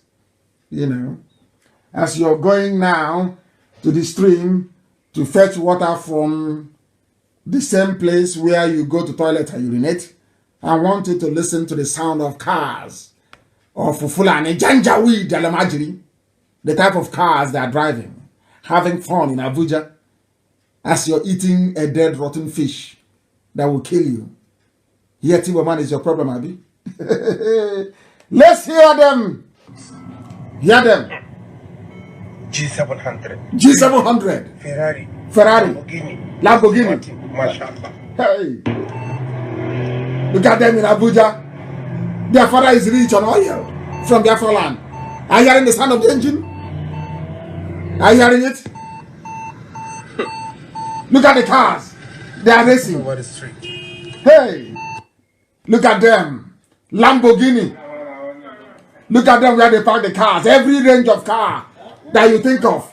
This is as you are struggling, this is as you are struggling to find water to drink in the creeks. As you're struggling to feed. As our children are going to school, they are falling into the creeks and they are drowning. They have no food to eat. There are no houses to sleep in. As our mothers are suffering in the so-called Niger Delta. The only way out is Biafra. Yet you know that the only way out is Biafra. But you come and you're talking all this nonsense about South, all this garbage. Knowing fully well that Alamajiri children are having fun in Abuja, driving Maserati that they didn't work for. Now you see the full meaning of divide and rule. Now, who is stupid? All of you that didn't support Biafra, do you see how stupid you are? Is it now very clear to you? The cars are in the north. Tomorrow morning, 5 a.m., our mothers will rise up to go and look for fish to catch, to smoke, to sell. Those who didn't go to school are in Abuja, driving fast cars. And you tell me you believe in one Nigeria. Mad people everywhere. Mad people everywhere. And who gave them the authority? The people that gave them the audacity to be doing this are those of you telling me you are not interested in Biafra. And those of you telling me about South. Those of you telling me that Igwe people come from Bini. All you idiots. You are the ones causing this problem. Let me drive. I want to ram it home. I want to drive it home. I want to drive your stupidity home. I want you to understand how foolish you are. I'm going to play this clip for you so you listen. So you hear it. So tomorrow morning, as you're opening your stupid blabber mouth to be talking rubbish, Niger Delta, let shame catch you. That's why I'm going to play this for you. I'll play it. Listen. Miles or nautical miles or more into the ocean is because of that 72% of the land mass of this country, which is the North. The North owns everywhere. So what they claim is the offshore oil is actually the oil of the North. Are you listening? What they claim is actually offshore oil, is the oil of the North. And they are clapping. These are the people you're doing one Nigeria with. They are clapping at your stupidity, clapping at your idiocy, clapping at your Niger Delta garbage, clapping at your moronic South, clapping at your stupid. Oh, Chineke, people are stupid. So stupid. So stupid. So stupid. Are you listening? You have Bandef. You have. Are you working with the politicians? Who is the top politician? You are telling me to work with those appointed by Nnamdi. You think I'm stupid? You think if you say it, I will run to my death? Who are these people appointed by the North? Is that what you think? Do you see how they're saying the North? They never said Northeast. They never said North. It's only Nigeria doesn't have any North. It's only when they come together. Can you hear the man? All of you saying South, are you listening? All of you saying Nigeria, are you listening to this man? He is saying the North. He knows there is strength in unity and in numbers. Do you understand it? Do you understand it? Some will remain in the zoo because they were fathered by Fulani. Nnamdi blood is in them. I've told you this before. No genuine Biafran will say they don't want Biafra. Nobody on this earth. Because we are born with freedom inside us. That's who we are. They go all over the world. They hire people. They go to Israel. They go to Facebook. They pay them who try to frustrate Biafra. They go and open fake accounts and they're yapping rubbish. And we spend time responding to idiots instead of blocking them. These are fake. God open them. They are all fake. Fake. Because they think that the mind of a Biafran is very, they can subtly to manipulate you into hating yourself. And that's, they've succeeded. Listen, the oil belongs to the North, not Jigawa this time, the whole North. And they are clapping. These are the politicians you go to meetings with. They are clapping. It was covered by Channels TV. They are clapping in Channels TV, laughing at all of us. You Biafrans, you Easterners. They are laughing at you. You are stupid. Your oil is our own. We have divided you. Let me show you. Listen. If anybody should own it, it's the North. It's the North. That was the oil. So we should stop using these terms that have no sense at all. There are no oil producing states. Are you listening? It is only the Nigerian state that produces oil. Nautical miles. Are you listening? Did you hear that? All the oil belongs to the North. They have said it openly. It is not hate speech. Nobody's complaining. You don't have the Nnamdi complaining. If it is me that says such a thing now, hey, they will call all of them. Are you there? Where's our boy? Are you there? Say something. Nnamdi Kanu say something. Come on, respond to him now immediately. He does to come and make one stupid video looking like Ewi Nkapi talking rubbish on video. Is it not clear to all of you that you are all slaves of the North? By the North, they mean Fulani. They are very clever. They know they cannot keep saying Fulani. They need to carry along the docile, conquered North. All of them. They are united under one thing: hatred for Biafra. Hatred for everybody. If your mother is tying two-piece wrapper, they hate you. It doesn't matter if you're Asian. It doesn't matter if you're from Ogoja. It doesn't matter if you're from Igede. It doesn't matter if you're from Obubura. It doesn't matter where you come from. Once your mother ties two-piece wrapper, you are Nyamri to them and they will hate you. Simple common sense. Some of us lack. Very sad indeed. Very, very sad indeed. We are moving on. Heaven gave me a message to preach, and that is exactly what I am preaching this very evening. Somebody said to Pa Edwin Clark, continue to work for cohesion and progress of Nigeria, according to Buhari. That's Aisha. Yeah, Aisha's boyfriend. According to Aisha's boyfriend, continue to work for cohesion and progress of Nigeria. Listen to what they say. I told you the man is a traitor. I told you Edwin Clark is a traitor. That's why they asked him to continue to work for one Nigeria. The same people that said they own the oil, the same people he's serving as a slave, even at his age. Is it not clear to all of you? Anything I tell you is gospel. I can't lie. He's an elderly man. Why would I lie against him?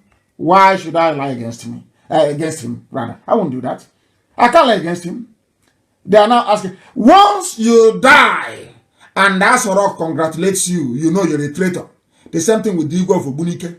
Once you die and you get a condolence from Asorok by this Aisha's boyfriend, Asain Buhari, you know you're a traitor. Fulani cannot congratulate you if they know you're a threat to them. Can they congratulate you? They can't. You don't know that? Keep on being a saboteur. If anybody doesn't want to join Biafra and be free because I'm preaching the truth, you can go to hell and continue to drink that water that you go to toilet in and fetch and drink. Continue. Continue. Because you're afraid of the truth. Because you're afraid of the truth. Unbelievable. El Rufai's son targets Igbos and IPOB in a tweet. He was in a private jet, actually in a private jet, bought with oil money from Biafra land, tweeting against IPOB. And targeting Igbos is in the news. Go and Google it. El Rufai's son targets Igbos, IPOB in reactive tweets. That tells you it's only IPOB they're afraid of. Who are you making mouth or blabbing your dirty mouth when the only people they're afraid of is IPOB? Have you asked yourselves why? Drop your petty jealousy, your village envy. The only formidable force they know is IPOB, not you. Not you. The only people is IPOB. We are exceptionally formidable. Exceptional. Let me see if I can read what the little Al-Majri is saying. Look at the father is the midget. They went to go and see their fellow sellout. Governor Nasser El-Rufai's son, Bello El-Rufai, has shared a cryptic post on social media that seems to disparage people from the southeast and south-south. Oh! So they didn't even leave out the slaves from the south-south. He included them. The governor's son shared some tweets. Bello took a swipe at the proscribed indigenous people of Biafra, a secessionist group that agitates for the freedom of Biafrans from Nigeria through referendum. IPOB, which has supporters, now they are talking. Now let me read you what this international media is writing. IPOB, which has supporters from the Igbo, Anan, Ebanke, Igala, Idoma, and other ethnic groups, believes people from the southern region are being marginalized by the northern. There is no elite in the north. What you have is Al-Majri with stolen money. There's not like elite in the north. There is nothing like elite in the north. What you have is Al-Majri with looted funds. If that is what you call an elite, then so be it. It's only IPOB there. They're not afraid of you. Those of you carrying office flat file in those days with one newspaper cuttings of what Zeke said, they're not afraid of you. They're only afraid of IPOB. IPOB are the only people confronting them. No other people has the balls nor the guts to do so. It is only IPOB. Formidable and exceptional. Incorruptible. incorruptible. Is no longer PDP paid him, APC paid him. Have you forgotten when I was saying it? Now I'm hammering APC now. Jubril, and not Jubril is dead, of course. Aisha and her boyfriend, they're no longer talking. But some of you listen to the gossip when it came. Oh, he must have taken money from PDP. Some of you idiotically took money to bought the garbage the gossipers were saying, didn't you? They never confronted me. I was going behind my back to yap rubbish. And I'll come on air and I'll say it. I disgrace all of you. Every idiot. Let us listen to those who have something more important to say. We are live and direct. They said they are going to, you know what they have done? Because we are making progress across Biafra land. They have decided to fix election on the 30th of May. It doesn't matter. It's our fault. There is no relay station across Cross River. We are working very hard. Very soon, our radio, you know, our Radio Biafra cures every illness. That's why I love Radio Biafra. Once we are there, we broadcast for only 1 month. The ethics who are there, who are descended from Ibibios, they will then know their history. The way those in Bielsa now know their history, know who their brothers are, know who their cousins are, know who their sisters are. That they don't come from the Sahel, from the desert in the north. They have fixed election on the 30th of May to try to stop us. That's what they're doing. You see Alamajiri, election 30th of May. They have forgotten that it was Gowon that created Cross River State. And he called it Southeastern Nigeria. How many names are you going to answer? They called it Southeastern Nigeria, Cross River State. Now they have moved that Southeast into the... Hey, Zoo. There are some people writing garbage. Nonsense about Igbo land being landlocked. I want to educate some people, including the oil people of Nigeria, oil. Those who are talking rubbish. I want to play something for you to listen, please. Good morning, Mazi. It's me, David Njoko. Listen very, very carefully, please. I want you to pass a message to our leader to continue. Listen. Especially on his teaching. And the great man talking. As regards Ubopon corrupt people, Andoni and Bonny Eji of River State. This local government, especially Andoni Opopo and Bonny, speaks Igbo dialect up to date. This is an Igbo man. This is an Igbo man, of course. He's an Ikwere man. Ikwere man is now giving us history. Ikwere, he's an Igbo man, of course. He's now giving us history. To let every fool know that Igbo land is not landlocked. To let you know. I didn't want to say it is coming from the mouth of an Ikwere man. Listen very carefully. While Andoni speak a combination of Igbo and Ibibio dialect, which they call Obolo. Are you being educated? Obolo is a mixture of Igbo and Ibibio dialect. A mixture. A mixture. Are you now following? That your dialect doesn't mean you're a different person. In Ibek, we speak a different dialect from my cousins in Ohoho. That speaks a different dialect from those in Olokoro. Olokoro is different from Obaka. Obaka is different from Usurimo. Usurimo is different, even more related to Ivrimbise and Ongwa. It doesn't mean we are different nationalities. What is wrong with some people? Which school did you people go to? All you people bringing all these useless categorizations about our dialect and our language. Once your dialect changes, somehow you're a different person. In the Arab world, the Arabic spoken in Kuwait is not the same thing in Saudi Arabia. It's not the same. Written is the same, but it's not the same. In the UK, the English, the dialect, the accent of somebody from London, Cockney is different from somebody from Anglia, from East Anglia, from Ipswich, and from Colchester. But they're all English. If a Scouser speaks from Liverpool, you cannot hear them. You can't understand their English. When they make movies, there is a subtitle in America so the Americans can understand what they're saying. But they're English, they're Englanders. Are you following? Slight variation in your accent, slight variation in your dialect doesn't mean you're different. So because the dialect of the people in Opobo is slightly different, that is why they're not Igbo. Let me educate, not me. This is an Equatorial man educating you. Please listen very carefully. What surprised me is times, even up to this stage, that the Jaw will say this area are their land. But if we are a land... It's not a Jaw. He's telling you. Equatorial man is telling you now. Equatorial man is now telling us, teaching us geography. It's not a Jaw land. Listen carefully, please. Because we know what the Fulanis did after the war to divide us. We know what they did. And as I've said before, I know what Melford Okido told me personally. The MPN governor of Rivers State. I met him in London, in his house, in 1998, 1999, if I'm not mistaken. I know what he told me. That day, as we were going, he gave us transport money, I'll never forget. The former governor of Rivers State, Melford Okido, the former governor, who was actually, as a matter of fact, even an Igbo man, Okido, who doesn't know he's an Igbo man. Let's continue. Let's continue.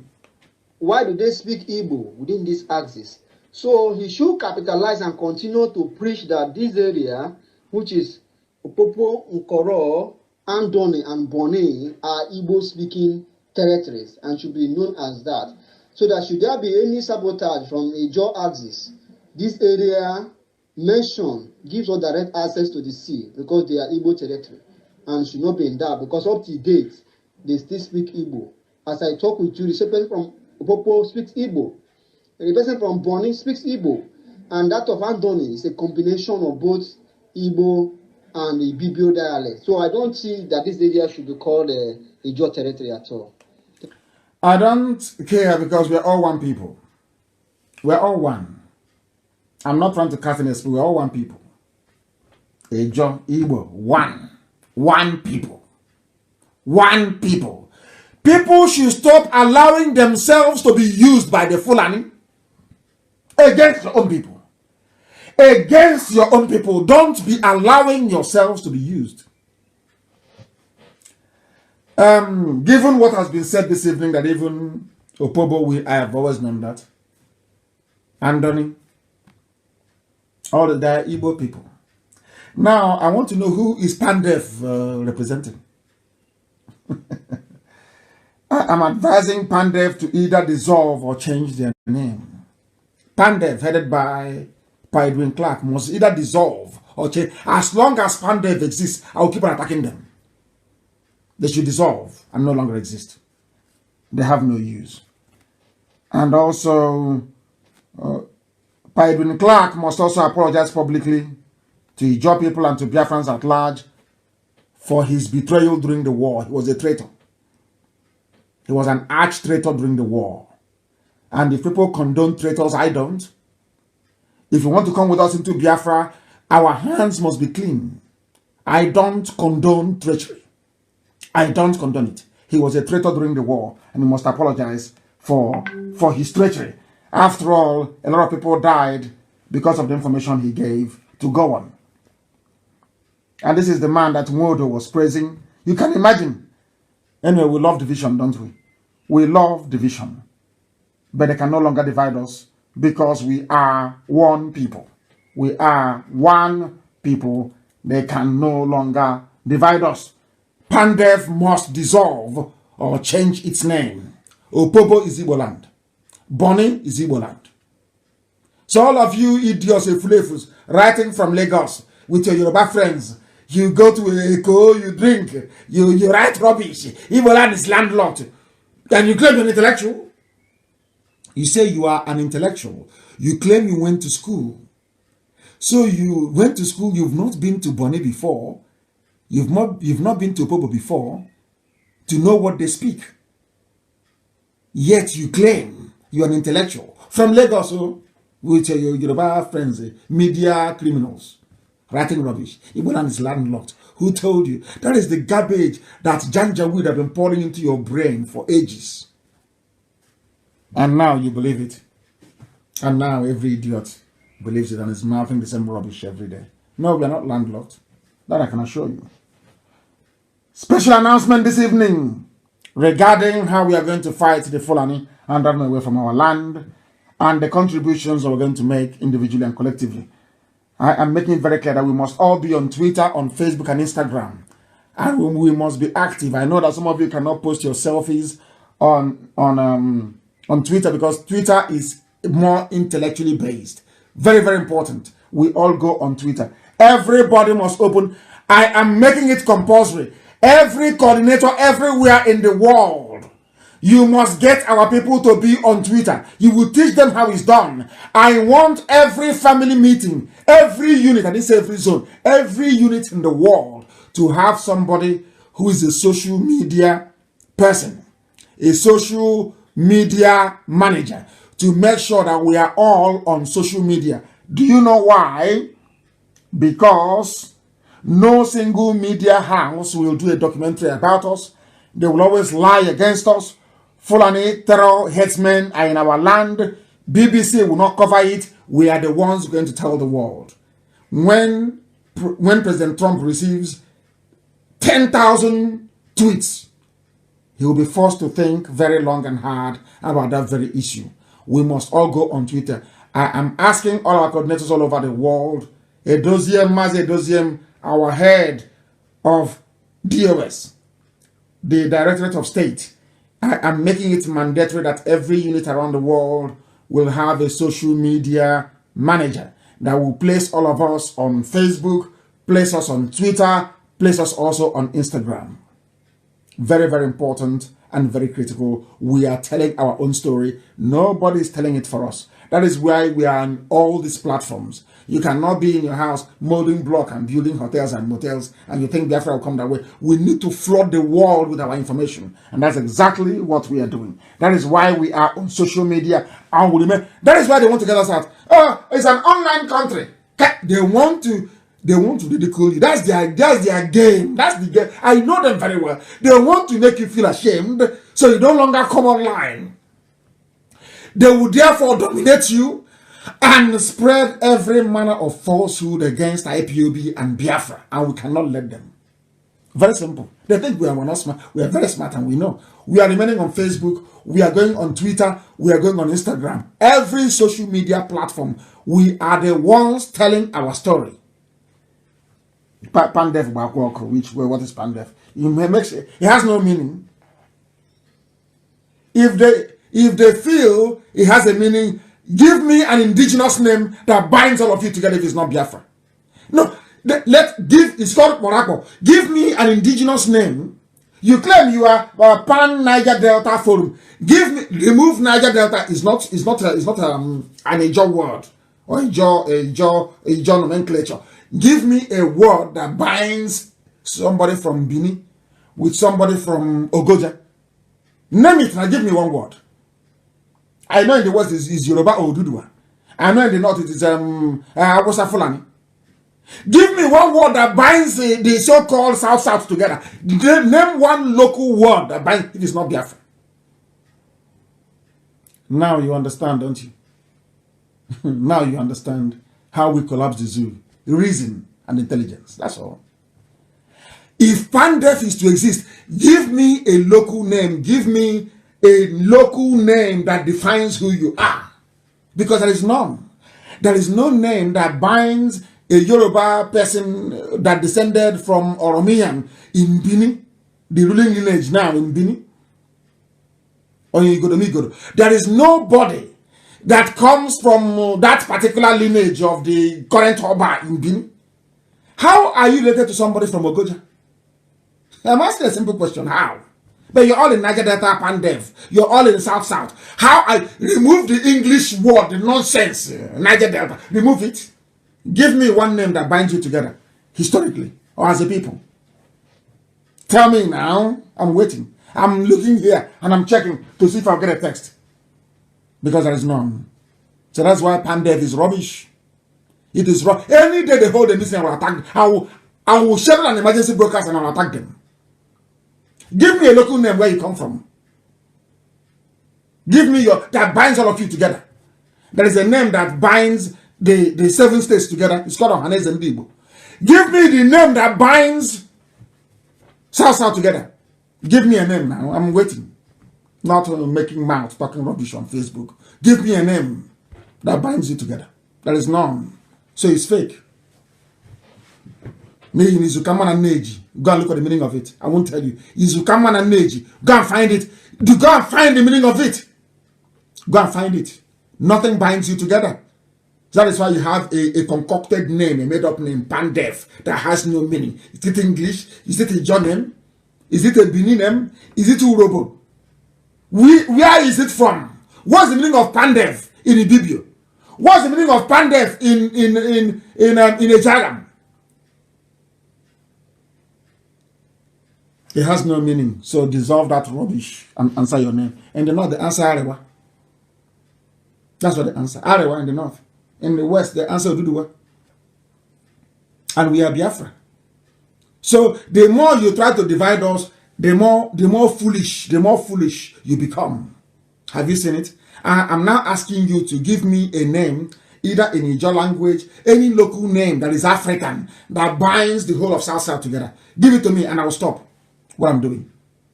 Give it to me now, I will stop. Because there is none. Is there? There is none. Absolutely none. Let's continue. We must all go on social media. Edosium, take note and inform our people all over the world. Very, very important. Very, very important. I was invited to VOA. I told you this before. When I was in the USA lobbying US senators. And I'm very glad to see that it's beginning to yield fruit. Most of the senators are now writing. I posted it on my page. They're now lobbying Trump to make sure that the killing of Christians and marriages in the north and also in Biafra and it comes to an end. Very, very important that we do this. We must all go on Twitter. Very, very important. We must all be there. It is about journalism without boundaries. We have a very credible army of e-warriors and I salute them. Our e-warriors, I salute all of you. One after you're doing a very good job. Nobody gives you money. Everything you do is on your own. You stay awake all through the night because you're fighting for your freedom. And when the time comes, you will tell your children this, that I stayed awake all night, fighting. People don't know the meaning of media.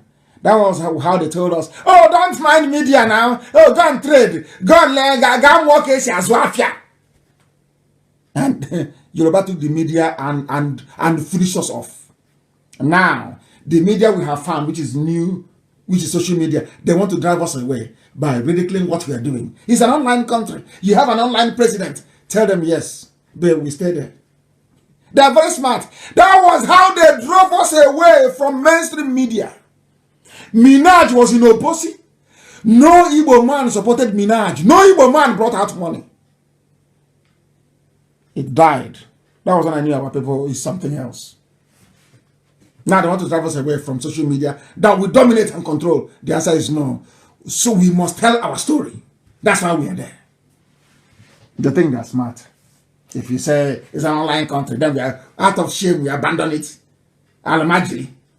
Alamajiri. Yeah. Oh. We must continue on social media. We must continue because we are dominating.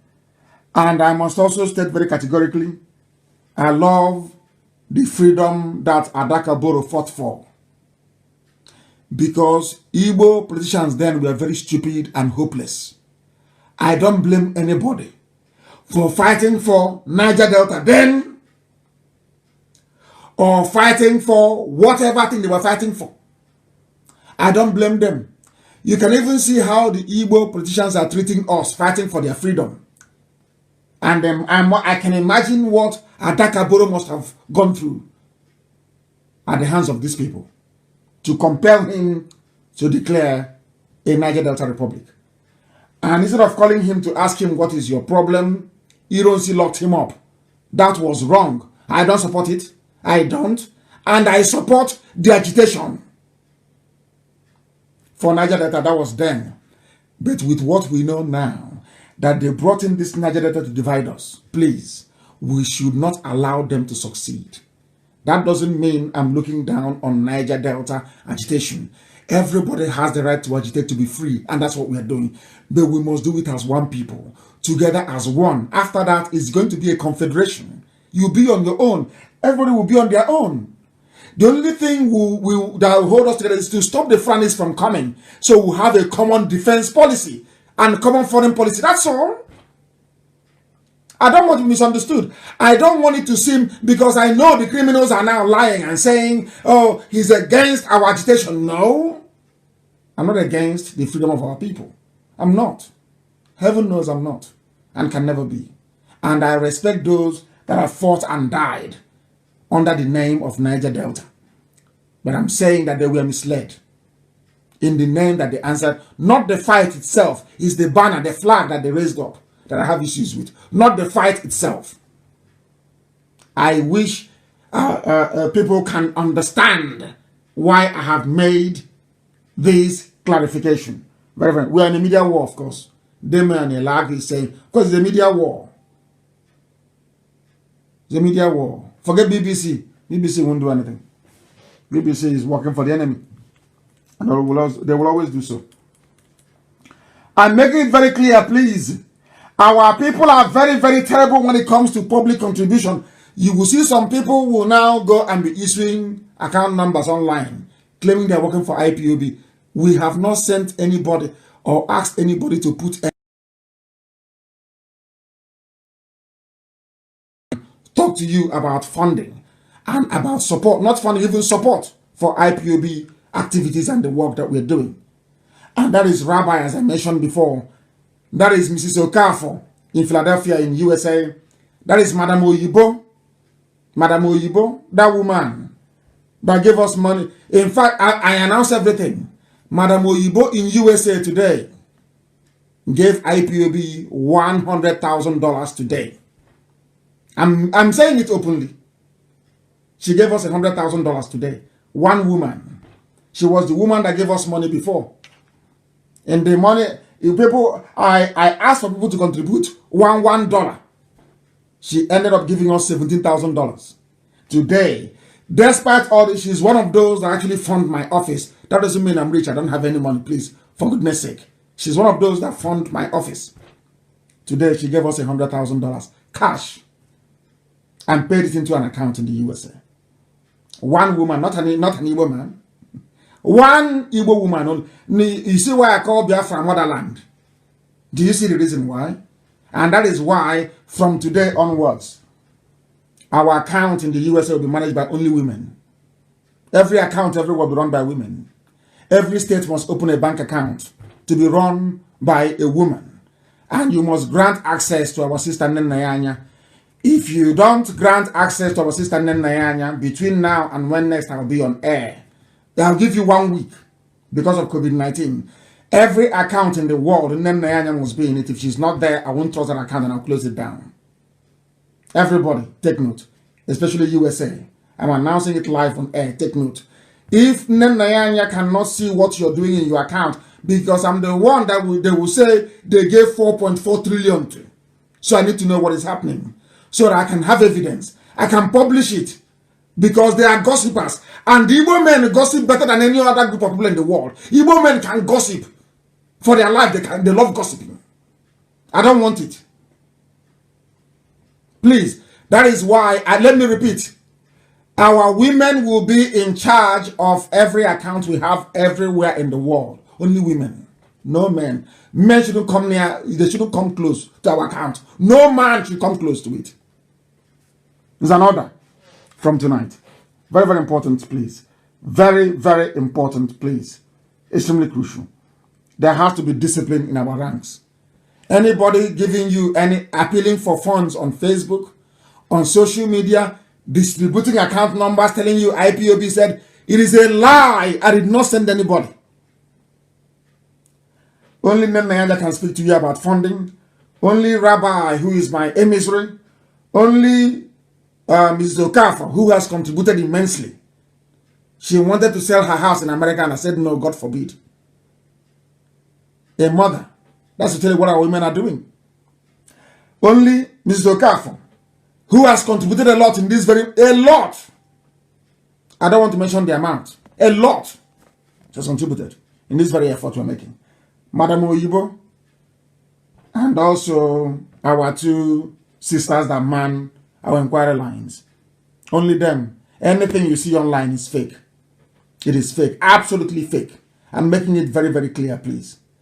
Nobody should give money to any IPOB officer in the USA claiming it is to fight Fulani headsmen. I'm making it very clear. I said no, no, no. If you want to support the effort to drive away the terrorists from our land, go to World Igbo Congress, look for Professor Ejiofor and give him your money. Don't give it to IPOB, please. We don't need it. We don't need it. It's too late. When we asked you before, you were talking rubbish. 2015, we don't need it anymore, please. Go somewhere else and give it to them. That brings us to the end of today's proceedings. I want to see if I can take at least maybe 1 or 2 calls. I said I will take some calls, and I want to take it. Let me see if I can take 1 or 2 calls. You have the number. It has to be only on WhatsApp, please. Only on WhatsApp. Very, very important. If I get any call on WhatsApp, then I will take it. If not, and please do not, our inquiry line is not for video calls. I know you hear the voice of our daughters and you want to, the caller, stay where you are. I'm coming to you in a minute. Stay where you are. No video calls, please. There are WhatsApp lines. No video calls, I beg of you. No video calls or inquiry lines. No video calls, please. The caller on the line, can you hear me?